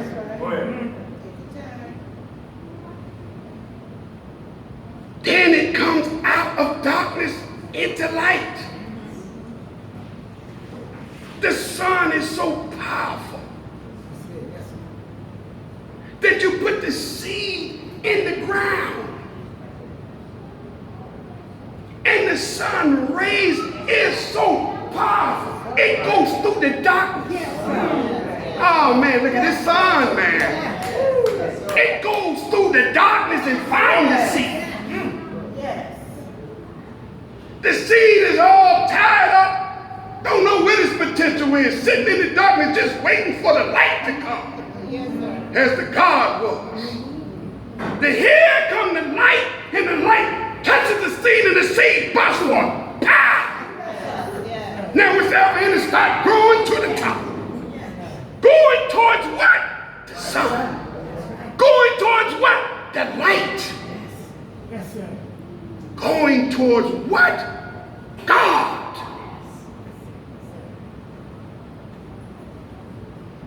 And as long as that plant stays in the light of the sun, that plant is guaranteed life. Take it out of the sun. You start seeing it die. Oh, let me get some sun. That's us as a people, man. Listen. You ain't in obedience to God no more. That's right. You're not following the light of truth no more. That's right. You're following the prince of darkness. And you wonder why we dying. That's right. Because you're not walking in the light no more. That's right. Not do Black Lives Matter. Do life matter to you? Life is. Because if life don't matter to you, it don't matter to God. We're trying to understand something. We are out of season. If you don't know what time it is, it looks crazy. It looks crazy.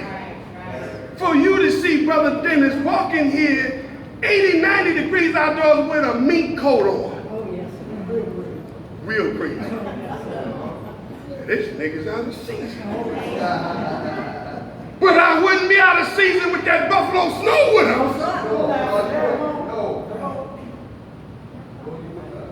A farmer looked like a fool in the dead winter, hard ground trying to plow it. You out of season.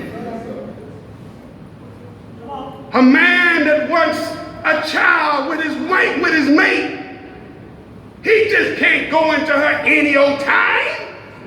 Right, sisters? There's a season she's right. Yes, sir.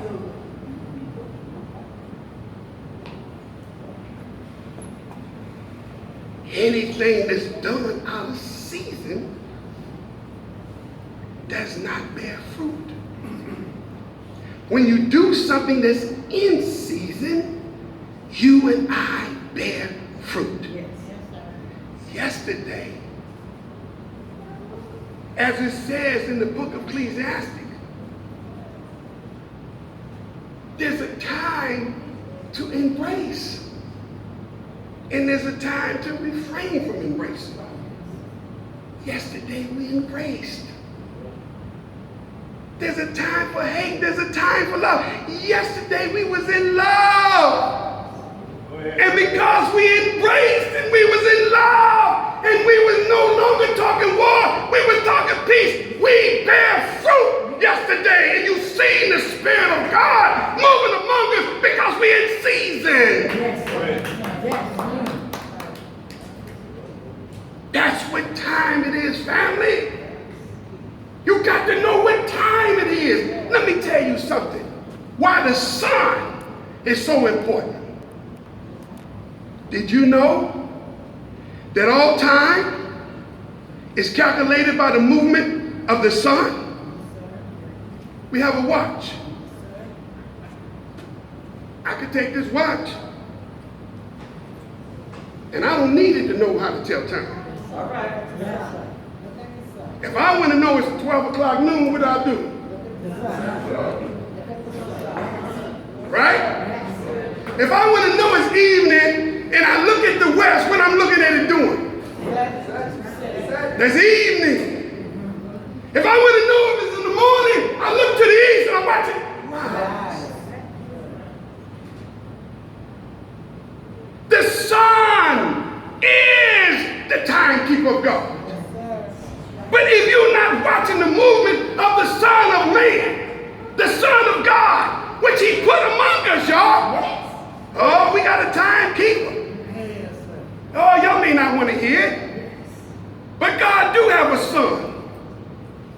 And He is the Son of Man. He is the Son of God, but not the S-O-N. You ain't going to charge us with that one. To me, Minister Farrakhan is the S-U-N of God. Take it or let it alone.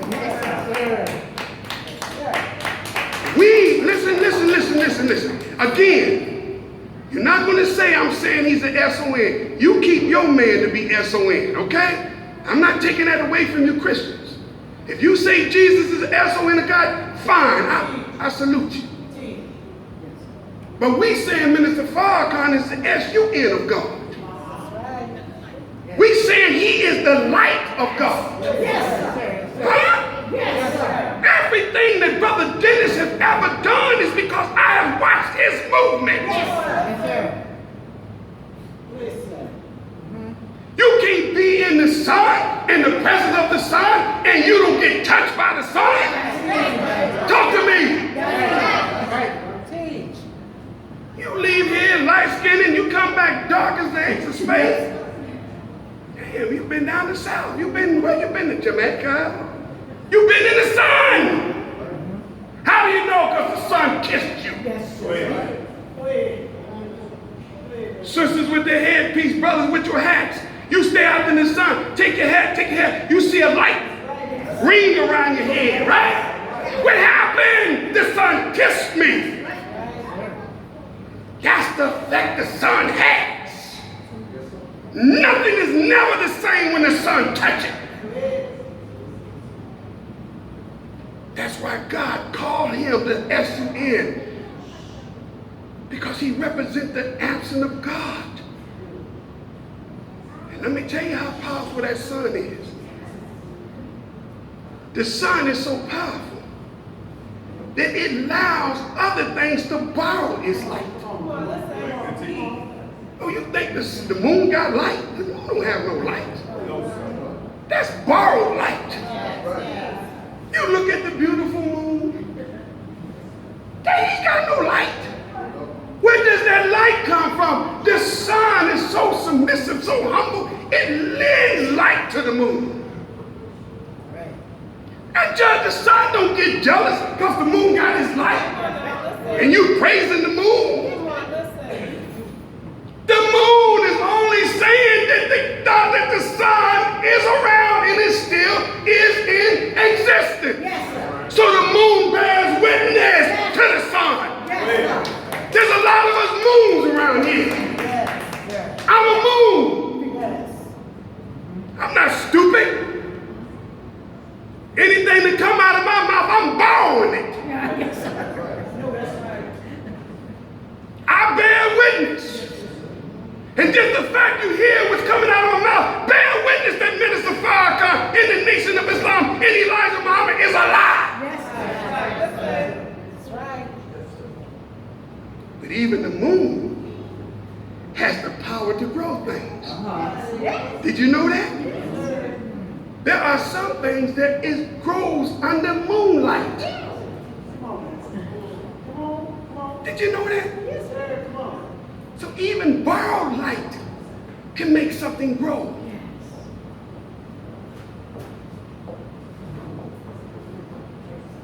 So we want to ask the question again. Not do black lives matter? Do life matter? See, white folks say, well, all lives matter.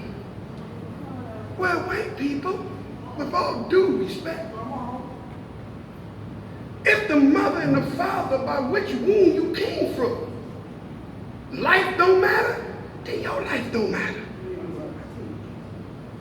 See, this is why it's so important that you know who you are. Right. Say that. You asking that you created, do I matter? Go ahead. That's stupid. That's like looking at a child you brought in the world and ask your child, do I matter? Well, hell, mama wouldn't be here if you didn't matter. Do you hear what I'm saying? Loud and clear. Run around here with that little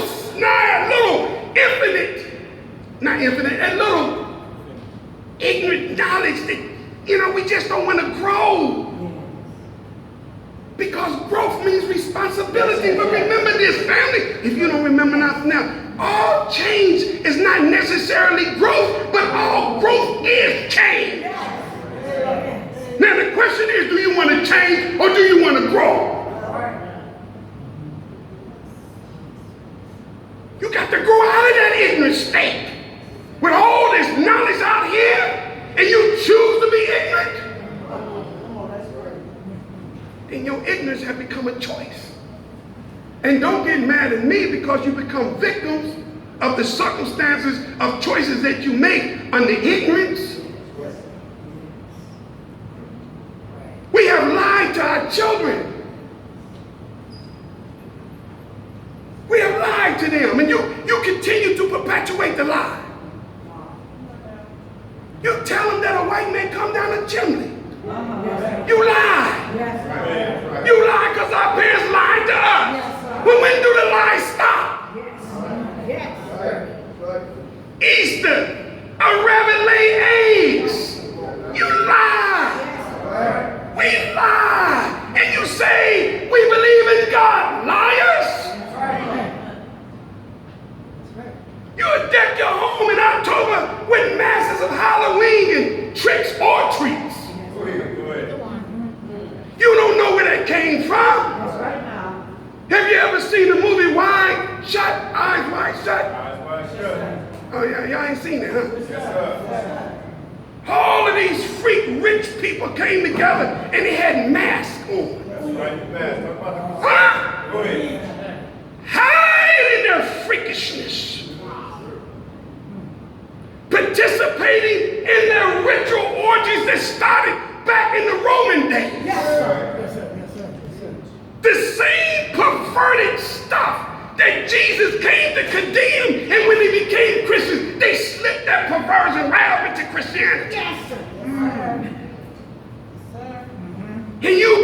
practicing their pagan ways and don't even know it. Here you got pedophiles standing waiting for you to bring your babies and knock on their door. And how do a pedophile lure a child? Talk to me! How do a pedophile lure a child? With what? Say it, y'all. Talk to me. Let the people hear y'all say it. Come here, little son. Come here. Come here, get this candy. That's not the worst thing. Hey, you send them up there. That's right. Wow, go ahead. More children are molested and taken advantage that day than any day of the year. But they don't tell you that. No, they don't. But they're trying to tell you something. Let me turn this trick. I'm going to give you a trick. Do you hear me? Yes, sir. What do you call the John that comes in the neighborhood and buys a prostitute? Talk to me. What do you call him? A trick. What do you call him? A trick. Why do you call the John that comes in the neighborhood and buys a prostitute a trick? Go ahead. Here we are, 2016. Go ahead. And you and our people is still practicing a lie. And now, sisters, brothers, we pass the lie over to our children. That's right. And if I was to go and talk to any one of these sisters in here, they'd tell you, men lie to them.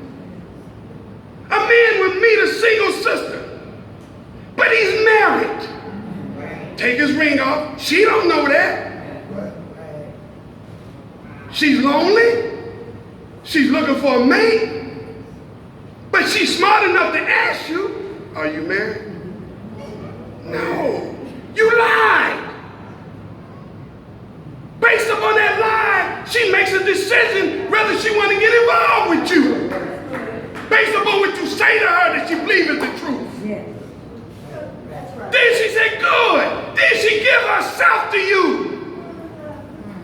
And while you just there laying, your phone go off. Well, who's that?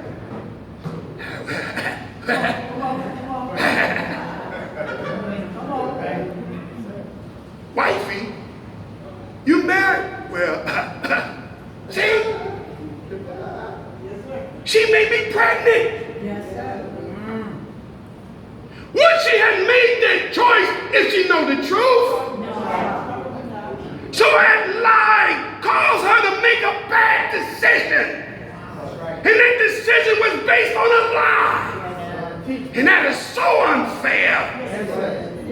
But if you would have told her the truth, yeah, I'm married, then you put her in the best position to decide whether she want to go on with the relationship or not.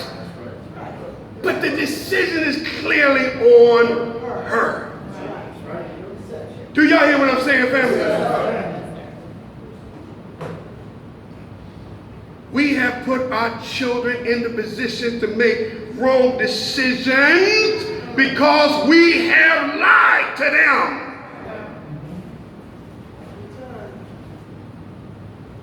How could they make right choices, family? Based upon a lie. And they waking up. And when they start listening to the minister, when they start going into YouTube and hear all the truth, then they're going to look at you. They're going to say, Reverend, why have you lied to us? Mama, why have you lied to me? Daddy, why have you lied to me?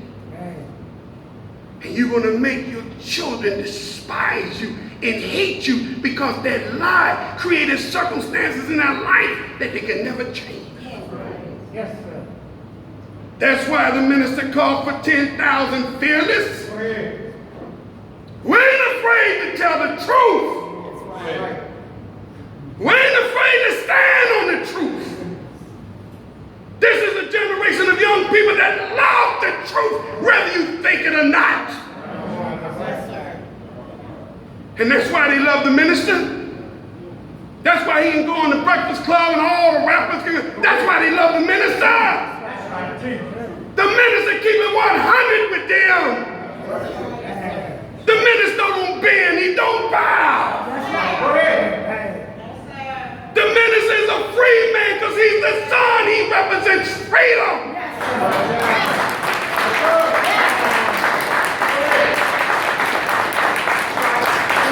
Now you take it or let it alone. I'm not trying to push the minister down your throat. I'm trying to push truth down your throat. That's why the minister said we can never go out there and save our young men and our young women who are victims of self-hatred. You can't save them because you hate yourself. Everybody in here, you think you love yourself. You don't love yourself. I just proved that a few minutes ago. You couldn't get past the fact that I say the man that God sent to save us is a black man. Now you mad for what? Go ahead. Because you hate yourself. And since you hate yourself, you hate anything that look like you. But let some white man walk in here with a robe and some bad sandals and on a meth trip. He just stabbed his hands and got blood coming out. He just stumbled in here off a bad meth trip. Yeah, jump up. Jesus, Jesus, I know you was coming. Go ahead. In Charleston, South Carolina. If a brother would have went to that church with his head had turned sideways, the deacons would have called him and said, "Oh, hey, what can I help you with, brother? What can I help you with?" Right? They wouldn't have probably welcomed him in. But oh, that white boy stumbled in there. Oh, come on in, come on in, come on in. See? You let Satan into the damn house. Because you hate yourself so much that we don't think nothing of our own kind. If a black man knocked on your door and said that he was the savior, you were on the phone, no sooner you hear him, 911. There's a police over here. There's a nigga at my door saying he's Jesus.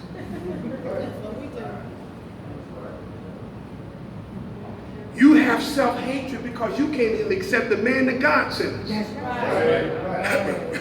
What's so great about that God? See, you rejecting the Son. But there's not a man in America on this planet that could call for 1 million men and 2 showed up. And since you think he didn't have the power to do it, he do it again and another 1 million showed up. But then you want to question that, then another 1 million showed up. And then he said, I'm going to give you the 4P and another 1 million showed up. What else do we have to do? Walk the water? That's it. What else? What else? Look what he has produced in men like myself. All praise. Moonlight. He ain't got no power of the sun. I'm just in the light of the sun. And you can tell he touched me. You see a little of him in me? Y'all know what I'm talking about. You can't keep denying the man that God sent to us. He said, I'm calling for 10,000 fearless men and women, not around the country, but in every city.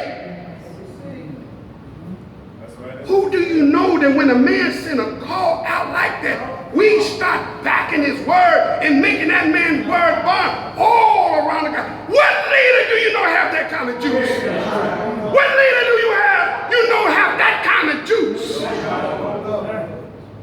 No leader in America got that kind of juice. Not even your president. No, sir. Right. Why would we keep denying the Son of God, the S-U-N of God? Why would we keep denying the Son of Man, the S-U-N of man? My mama used to say, come here, son. She said, I don't call you son just because you're mine. I call you son because you shine.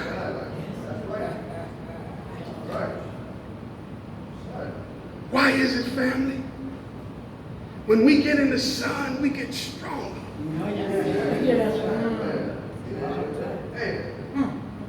You know how long, Pastor, I waited for blackness to be the new look? We used to catch hell being that dark, didn't we? Oh, back in the day, y'all was hollering us dark-skinned people. You light-skinned folk. You know it.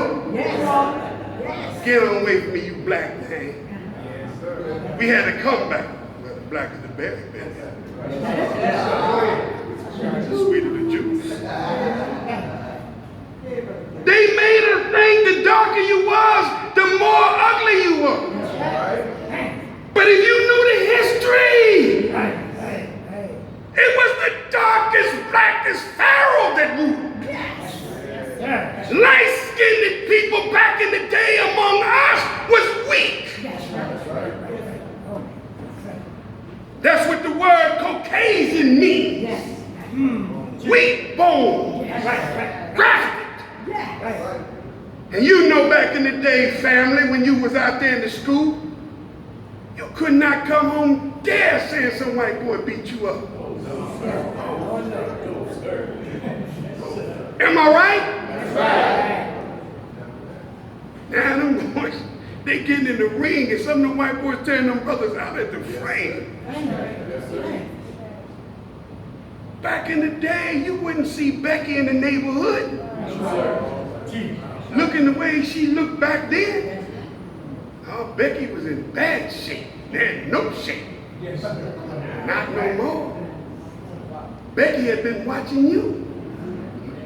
She got your lips, she taking the butt fat.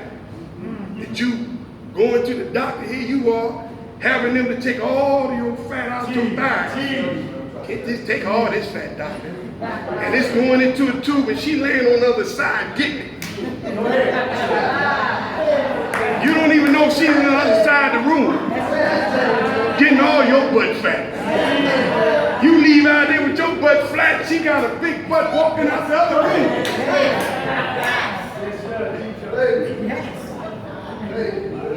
This live stream gone.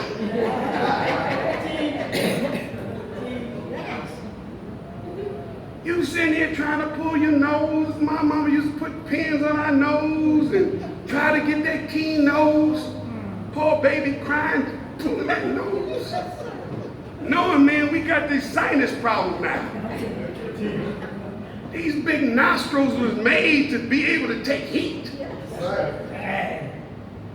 That's why they got the keen nose, because their nostrils are made to take the cold. These nostrils don't work too well in the cold. Big old vacuum cleaner. Freezing up your brain, man. Because God made our nostrils that way. But in the heat, Ma, it's a coolant. In the heat, it's sucking up, cooling the body. You don't understand the majesty of God and how He designed us. He gave you sisters' hips. That's the baby cell. Man, you put that baby up there and throw that hip up there, man. And that fella, he's sitting riding. You got him, he riding, he's in the saddle. You cooking, talking on the phone. He holding on. You know, yeah, girl, I'm telling you the truth. Yeah, he riding, he all like this.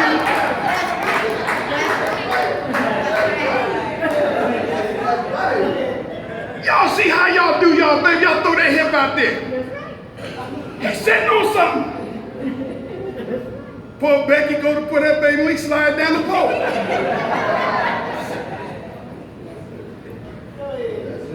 They shooting butt fat in their lips. You know where the lipstick came from? Because during slavery, the white man loved those big old pillows you said on your face. The black woman's lips look like pillows. He just desired to kiss it because he was kissing bone.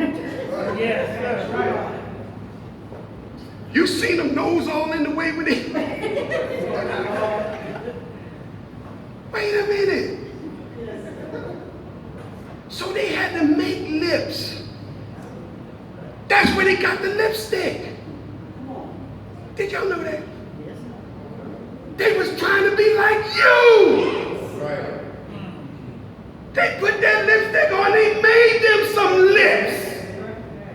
Trying to be like you.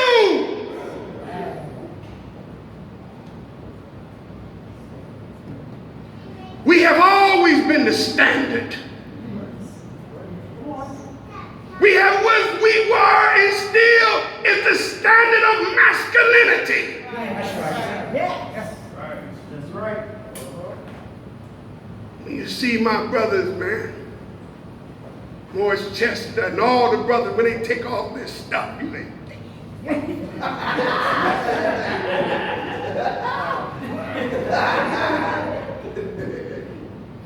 it just look good with that chocolate, don't it? Yes. Chest all, you know what I'm saying? Yes. When you see the brothers, man, out there playing that football with them big old thighs. Brothers' arms, so we got to roll up the thing, big old arms look like thighs. Damn, bro. Huh? Then when you look at our women, oh my God, we come in so many shapes and forms. There's a new woman on the scene today. You being perfected.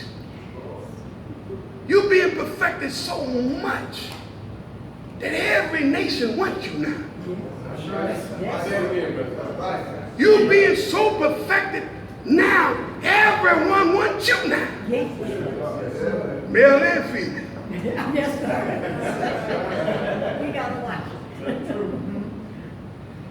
Women are so perfect, y'all going after each other. Oh, girl, you look good. Come on, y'all know what I'm saying is the truth. Yes, sir. Damn, that's terrible, ain't it? Yes, it is. We falling in love with each other. Yes, sir.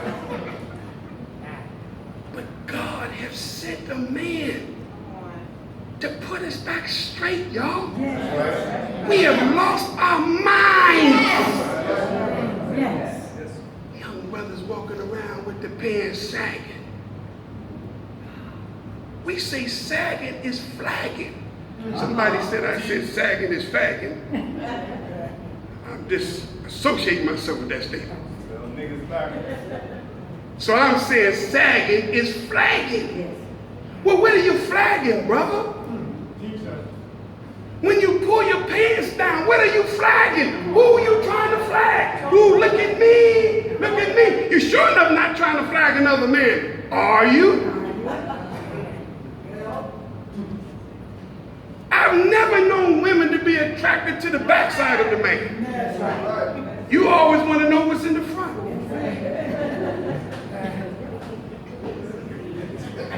Can we edit that? To those at home, please forgive me. Back in the day, you brothers remember this. Manhood was demonstrated how far you could pull your pants up. Am I right? Oh man, we used to have the pants up to the neck. Yeah, y'all think we kidding, right?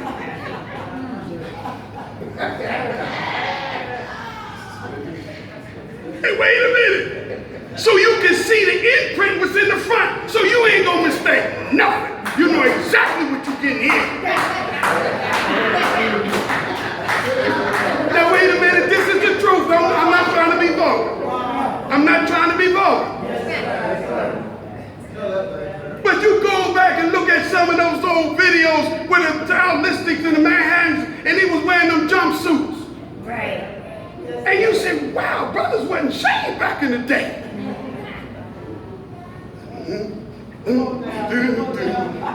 You looking at this doo-doo-doo, you know,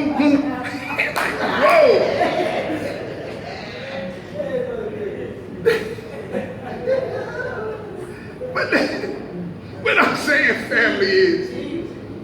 That's how we represent our masculinity. But for some reason, somebody told us to pull our pants down.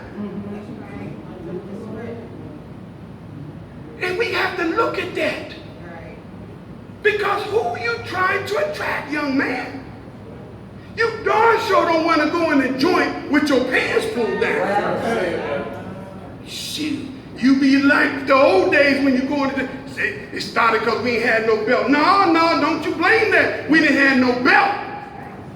I wouldn't care if they took my belt. I'll be walking around my pants like this all the time. I'm not going to let them say because I ain't got no belt. Especially among men that ain't been with no women. Right. We have been demasculated. And what do I have? What do our women have to choose from? Brothers, don't no woman want a sorry man. I talked about that the other day. If we had to give the definition of a manhood, many of us on this side would fall short. We're walking down the street yesterday, and I'm looking at a brother sitting on the stoop on the porch with his woman. Brother, come off the porch and walk with us. He's smiling. Brother, get your lazy butt off the porch and walk with us. We out here trying to make it safe for your woman sitting next beside you. That's right. Be a man. He's looking at her like, is it okay? That's right. She should have been kicking him off. Man, get your butt off the porch and walk with those men. How can you placate a bum, sister? How can you not force that man to be a part of the 10,000 feelings? How can you? You know any male member of your family who ain't got the courage to stand with the men to make it safe for you and your baby, he's not worthy of you. You do yourself a disservice with a bum like that. That's right. And we calling you out, brothers. How be doggone we gonna do this work while you sit on the sideline? Go ahead, brothers, the hell we will. You're going to have to make a decision. Whether you're going to be a part of this or against it. Ain't no damn in between. That's right. Oh, no. I want to make it clear. Because we're going to make it like this for you, brothers. That when you hear the words of the most honorable Elijah Muhammad, Minister Farrakhan, come out of any one of us, these words to a man should make a man want to stand up and say, yeah. I've been waiting on this, brother. Yes, that's right. Either what I'm saying to you, brothers, is going to reinforce your manhood, or you damn it going to leave us questioning it. Ain't no in between. Go ahead. No, sir. There's no in between. Right. You have to man up today. We have to be men today. Because it's always been the man's moral obligation to protect the women, the children, and the elderly of the community. Yes, sir. How many believe that over here on this side? Yes, It is the man's moral obligation. Yes, sir. You believe that, right? Yes, sir. Raise your hand and tell me you believe it. I can't read no minds, man. All right. Making it clear. So since we believe that, then we should not even have to question your loyalty and your commitment to the 10,000 feelings. Because you just said you believe that. And all we trying to do as the 10,000 feelings is fulfill our moral obligation. Not the police. It ain't the police job to protect our neighborhoods. Right. It ain't the police job to raise our children. Right. It's not the police's job to respect and protect our women.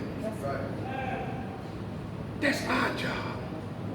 And God gave us our instructions.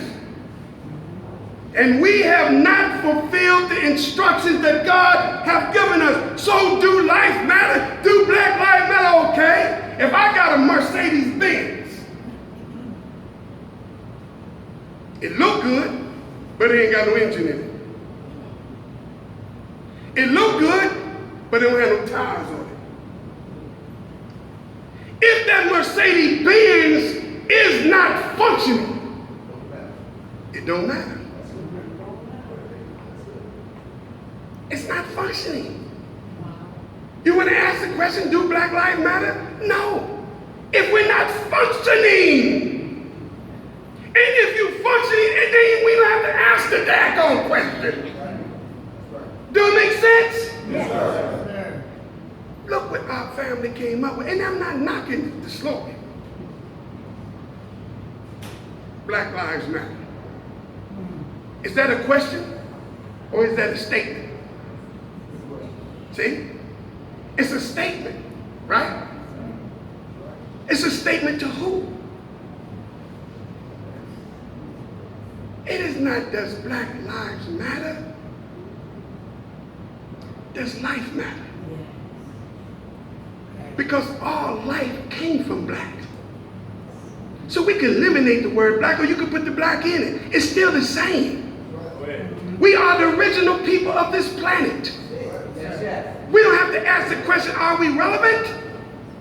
We don't have to ask the question, do we matter? That's like, does the sun matter?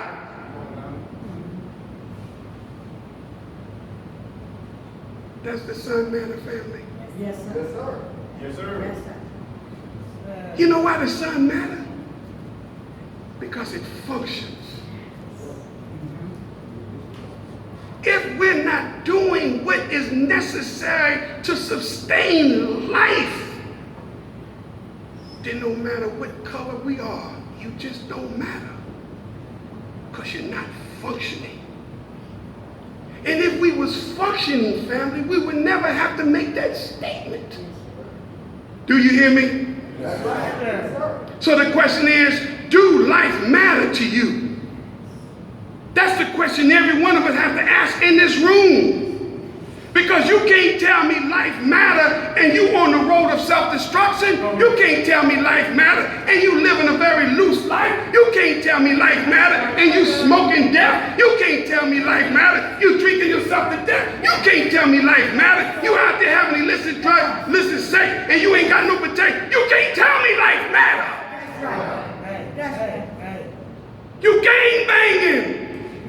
You shooting at people, you killing it. You can't tell me life matter when you're doing everything that's anti-life. That's right. Look at our communities. We can't blame nobody, family. But we got this one last chance, Buffalo.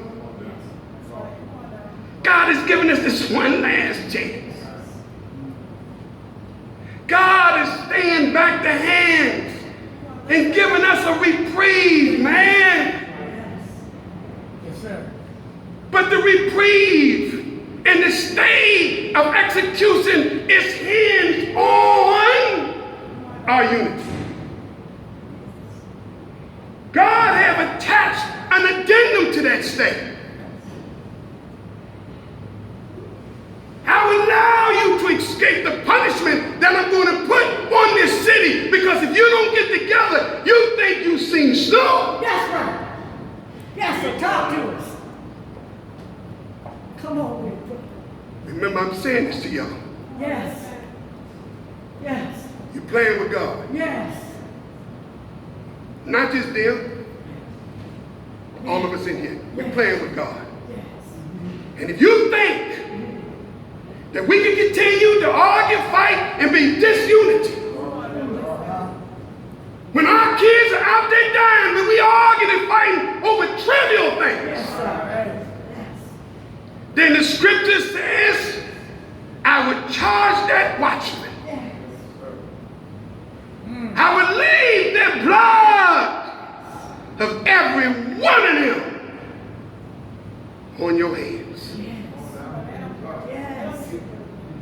And since you don't listen to me, since you don't obey me, since you want to continue to live, it is not white folks is killing us. It's our desire for white people's way of life that is killing us. That's right. Yes, sir. Yes. You want his lifestyle. Yes. Yes, sir. Yes. But there's a price for his lifestyle. Yes, sir. Yes, sir.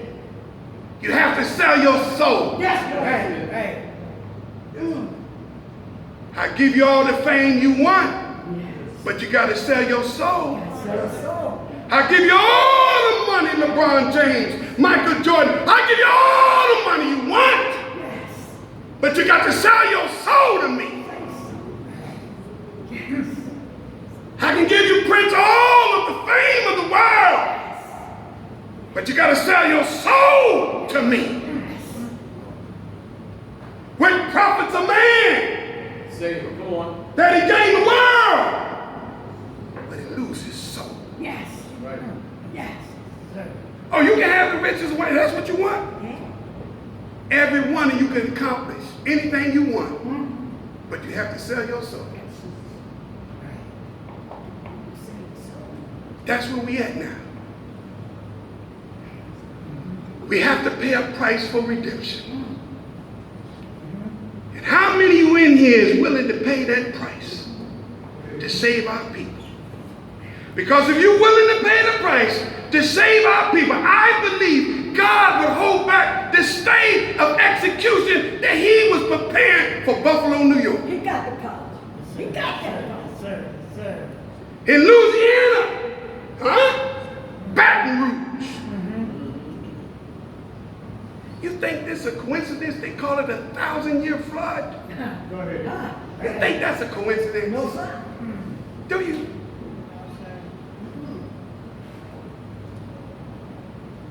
Can't nobody stop the rain. That's right. Yes.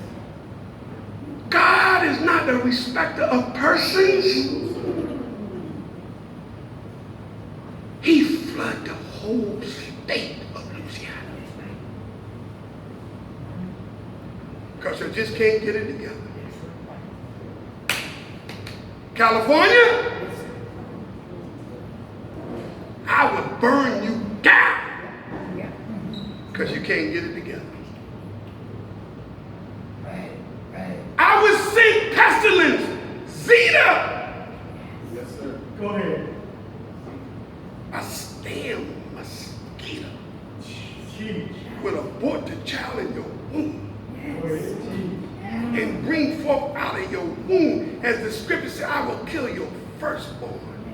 You playing with God. I will contaminate your water. You playing with God. I will shake the earth until I bring every big building down to a level. You playing with God. That's a good plan. You don't believe this, do you? Sir. God has sent us warner after warner, leader after leader, and look at our condition. Yes, sir. And you think we have the favor of God? Right. You had the favor. We had the favor of God as long as we was listening to his warner. But when you no longer listen to God's warner, then God would unleash his wrath. Yes, sir. He don't care. In Louisiana. I give you a Hillary. I give you a Trump. And every clown in between. I'm closing this curtain down. I'm shutting it down. And you don't believe it? And he's going to come right up in your family and snatch your loved ones. They died, killed, died, shot, killed, died, shot. And you're going to grieve. You're going to grieve. You're going to march. You're going to have vigils. Sir. But you ain't humbled yourself yet. You still don't get it. Man. If my people who are called by my name will humble themselves. Key word, humble. You don't want to get on that prayer rug. My brothers were with me this morning. Did we get on that prayer rug? Did we put that mug to the rug this morning? We didn't just do it this morning, did we? We did it the other morning, didn't we? Every day we was together, we put our mug to the rug. You won't get your lazy ass out the bed. Even bow to the God that gives you life. But when you're in trouble, you call on him. Hypocrites. Hypocrites. And you wonder why your life is turned upside down because you play with God too much. You want the favor of this world instead of the favor of God. And when you're much in trouble with this world, then you call on God. I fear him. I fear God. I know I'm not nothing without him. I'm not a perfect human being. He allows Brother Dennis to clean his slate. And I recognize that. Yes. You don't have to live in this condition, family. All you got to do is become one of the fearless. Not be afraid to grow. Not be afraid to say, I don't know, so I'm coming to be trained. That's right. Because I don't know. That's right. Yes. Put aside the ego. Yes. Just say, I don't know. I don't know. That's why I'm coming. I'm humbling myself. Yes, sir. I want to learn. Yes. I want to learn. I want to grow. Because when I grow, I change. Now, some of you, this word would fall on fertile soil, and it would take root. Yes. Some of this word will fall on a stony heart. Yes, sir. Teach. Arrogance. Teach. Well, I hear what the brother said, you know that. But see, mouth. All right? Some of you mean well. And before you leave here, you done lost the very spirit you was in here. Just walked out the door and you lost it. But I'm saying this is our last hurrah. I'm willing to come up this highway 5 hours to be with you. I'm willing to do that. I'm committed. I'm in it to win it. You can't buy my sacrifice. There's not a dollar that you can give Captain Dennis. This man can't be bought. You ain't got enough money to pay for my commitment. I learned that from the minister. Yes, sir. Seek the favor of God. Seek the righteousness of God. Oh, these are the things unto you. Yes. Wealth gonna come anyway. I'm not gonna sweat wealth. We don't chase money. Money chase us. Sell your soul for a few measly dollars with some damn politicians. They give us just enough money to fail. And then when we fail, see, we gave the Negroes some money. These are the most wickedest tricksters. But when we come back on September the 8th, listen to me, and you in there on September the 8th, because you committed, you can't buy that. For you to be there, you ain't getting paid to get, you there because you want to be there. And let me tell you what we did in Columbus, Ohio. Oh, they started talking money, didn't they, Brother Lieutenant? Yes, sir. I said, I don't want your money. At least not right now. Because soon as money get into the equation, it changes the game. Am I right? We have built the 10,000 Fearless in Columbus, Ohio without the aid and support of no financial institution. And that's the God's truth. Even though they've been trying to give us money.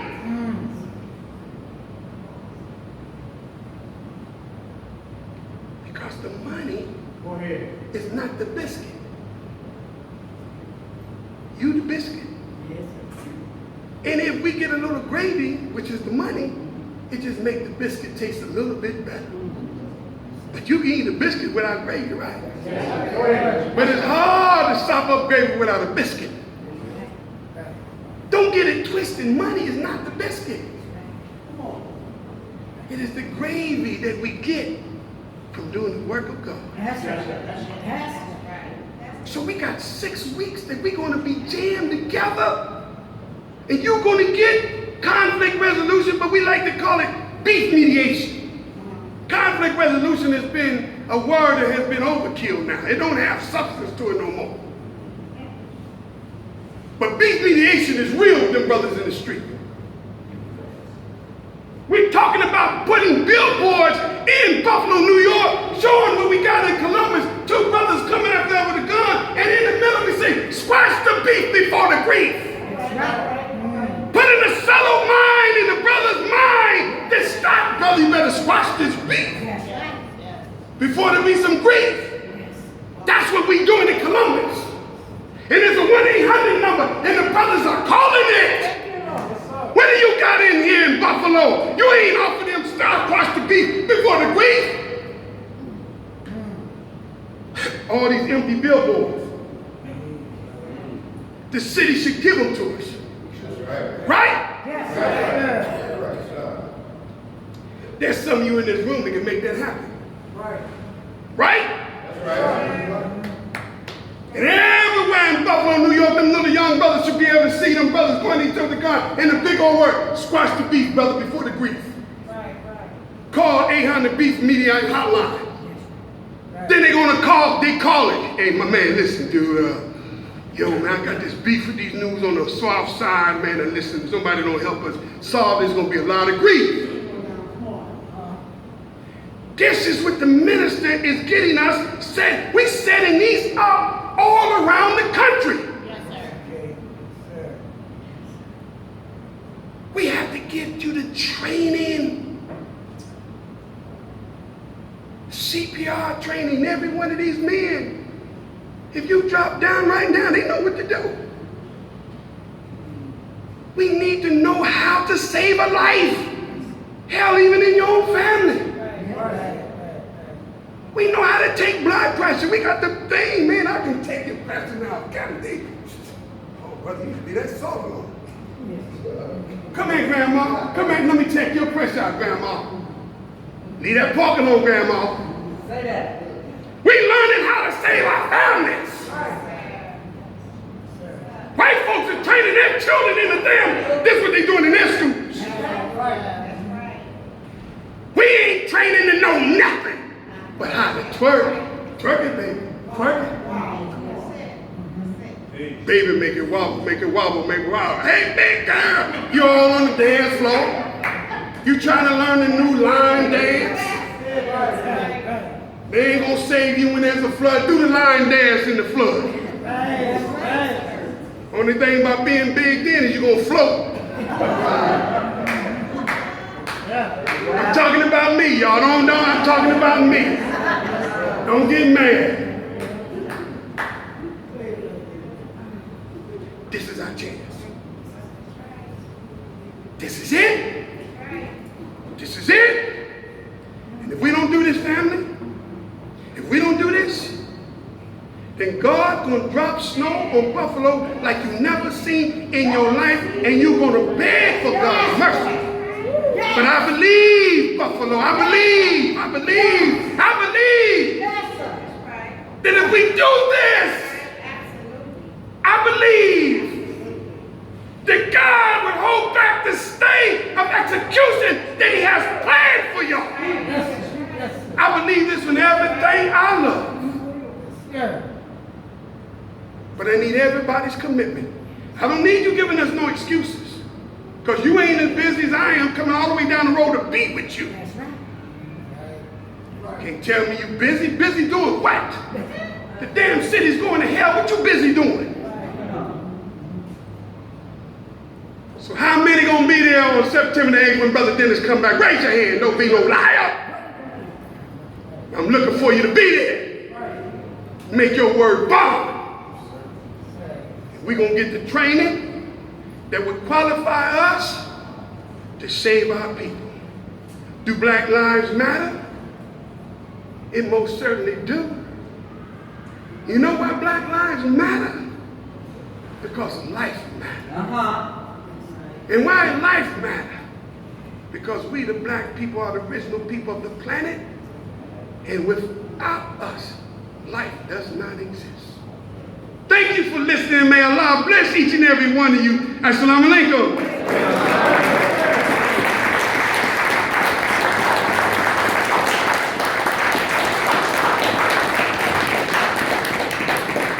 Brothers and sisters, I just want to acknowledge my sister. I'm just so happy she came. Brother, don't you let my man leave. I didn't get him. So I ain't seen you. I got her. You ain't leaving, are you? No, sir. Have a seat, so have a seat. See, I'm the only man can do that to him because he respects me and I honor him, and I have mad love for this brother, and I'm not going to let him in. I didn't get a chance to hug you yesterday, but I'm not going to make that mistake today. As I said yesterday, God give me another chance to correct yesterday's mistake. But our Sister Eva Doyle, one of our elders, who not only played a key role in the development of making sure that our people get correct history. But she's a long-standing soldier. She would outwork any of you youngins. She forgot more than what you knew. They talked about her husband, who was my first security. When I think about Rome, I got to laugh, y'all. They're just some stories y'all just would never believe about that man. But a man came up on me. I was new in the city. I didn't know Romeo from a can of paint. But that old FY training of Mr. Elijah Muhammad kicked in on him. And he snatched this dude up. I said, my God, Allah put angels around you. Yes, sir. He lived his life as a soldier, all the way up to the end. And we honor his beautiful wife, who took care of that man. And so, Sister Eva, I'm so happy. Come on and give me a hug, sister. Come on. We could do that. Help our brothers. Let's call Sister Eva down. Do that. There you go. Y'all ain't mad because I'm hugging on family up in here.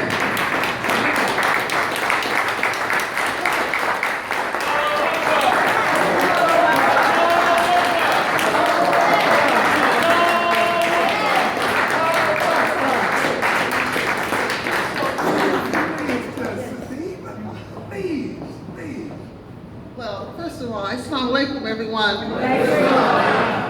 I certainly did not think this was going to happen. I have to tell you I was late because, you know, I'm getting up in age. Come on, we all sit. When I got up this morning, I couldn't move this hand. And right now, I have a lot of pain in this hand. But I appreciate Captain Dennis. My husband, my late husband, Brother Romeo, loved Captain Dennis.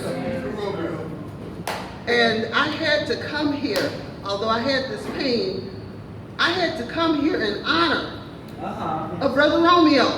And I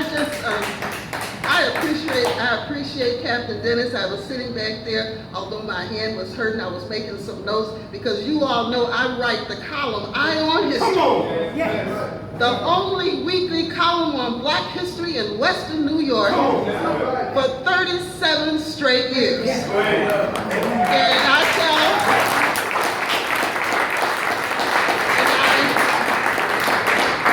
tell all the young people and the older people, anything you want to know about Black history, ask me. Come on now. And I give them the truth. When I taught in the public schools for 30 years, I didn't tell them a lie. Come on. I told them the truth. Yes, sir. Sometimes I got in trouble, but it didn't matter because these young people need to know from where they came. Come on. They came from great kings and queens thousands of years ago. And you know those braids that you wear. Come on, tell me about it. If you look at the back of the Sphinx, you will see dreadlocks. Come on. Sometimes we don't pay attention to these things. If you look at the Statue of Liberty, remember this, the original model, the original woman of the Statue of Liberty was an African woman. If you look at, and you remember the Lincoln White House, they don't tell you this now. There was a Black woman that lived in the Lincoln White House for 4 years. Her name was Elizabeth Keckley. And she knew all the secrets of the Lincolns. And when she got out, she tried to put together a book about what she learned, and they tried to stop the book from being published. And the last thing I'm going to say, because Brother Dennis, when I get on this topic, I thought, Oh, we're going to give you an audience. wait, the pain is going away. This is my remedy. And I'll tell you this. I know you all have seen the movie The Titanic. Yes. I've seen it 6 times. Come on now. But nowhere in any of those movies do they show the Black family that was on the Titanic. Come on. They were not poor. Come on. They were well-to-do. Come on. And when the ship started to go down, the husband put his wife, who was pregnant at the time, and his 2 daughters on rescue boat number 14. He went down with the ship, saving his family. There's so much history, and Brother Dennis, I'm so glad you mentioned billboards. Yes. I'm the only person in the city of Buffalo that does Black History billboards. Come on. Come on. Ride down to Michigan, and I hope you go by there, Brother Dennis. Ride down to Michigan and Broadway, and you will see my billboard. Ride down to 719 Bailey, and you will see my billboard. And at the top, it says, Eye on History. Thank you so much. Oh, I love Brother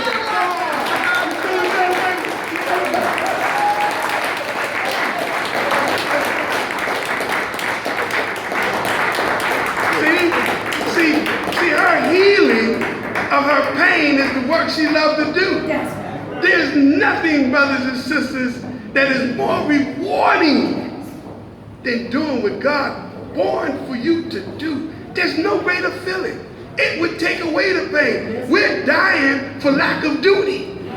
You sick as hell because you ain't doing nothing. But as soon as you get involved in the work of God, all your elements is going to go away. Because God designed us to be a productive people, not a non-productive people. He get rid of everything that's non-productive. When you see something in his creation that's not serving a purpose, he seen that big old sweeper called tornado. Go on and clean all that stuff out of there.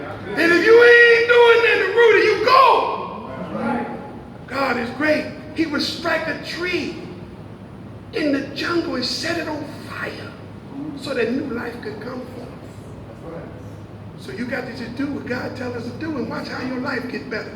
Brothers and sisters, I'm going to bring our student representative back up. He's going to say a few things. And listen now, I normally like to raise my own money, but it's kind of self-centered for me to raise money for myself. But I know, he told me that. But the reason why I say that is, family, this man and the people that brought us here came at quite expense to put me and that crew in a beautiful hotel and allow us not to have to spend no money. I hope you show some appreciation and help them to recoup. some of the expenses back. That's Thank right. you so much. Thank you so much. Come on, black man and woman, let's show your love for Brother Captain Dennis Muhammad. Come on and show your love, black man and woman. Show your love.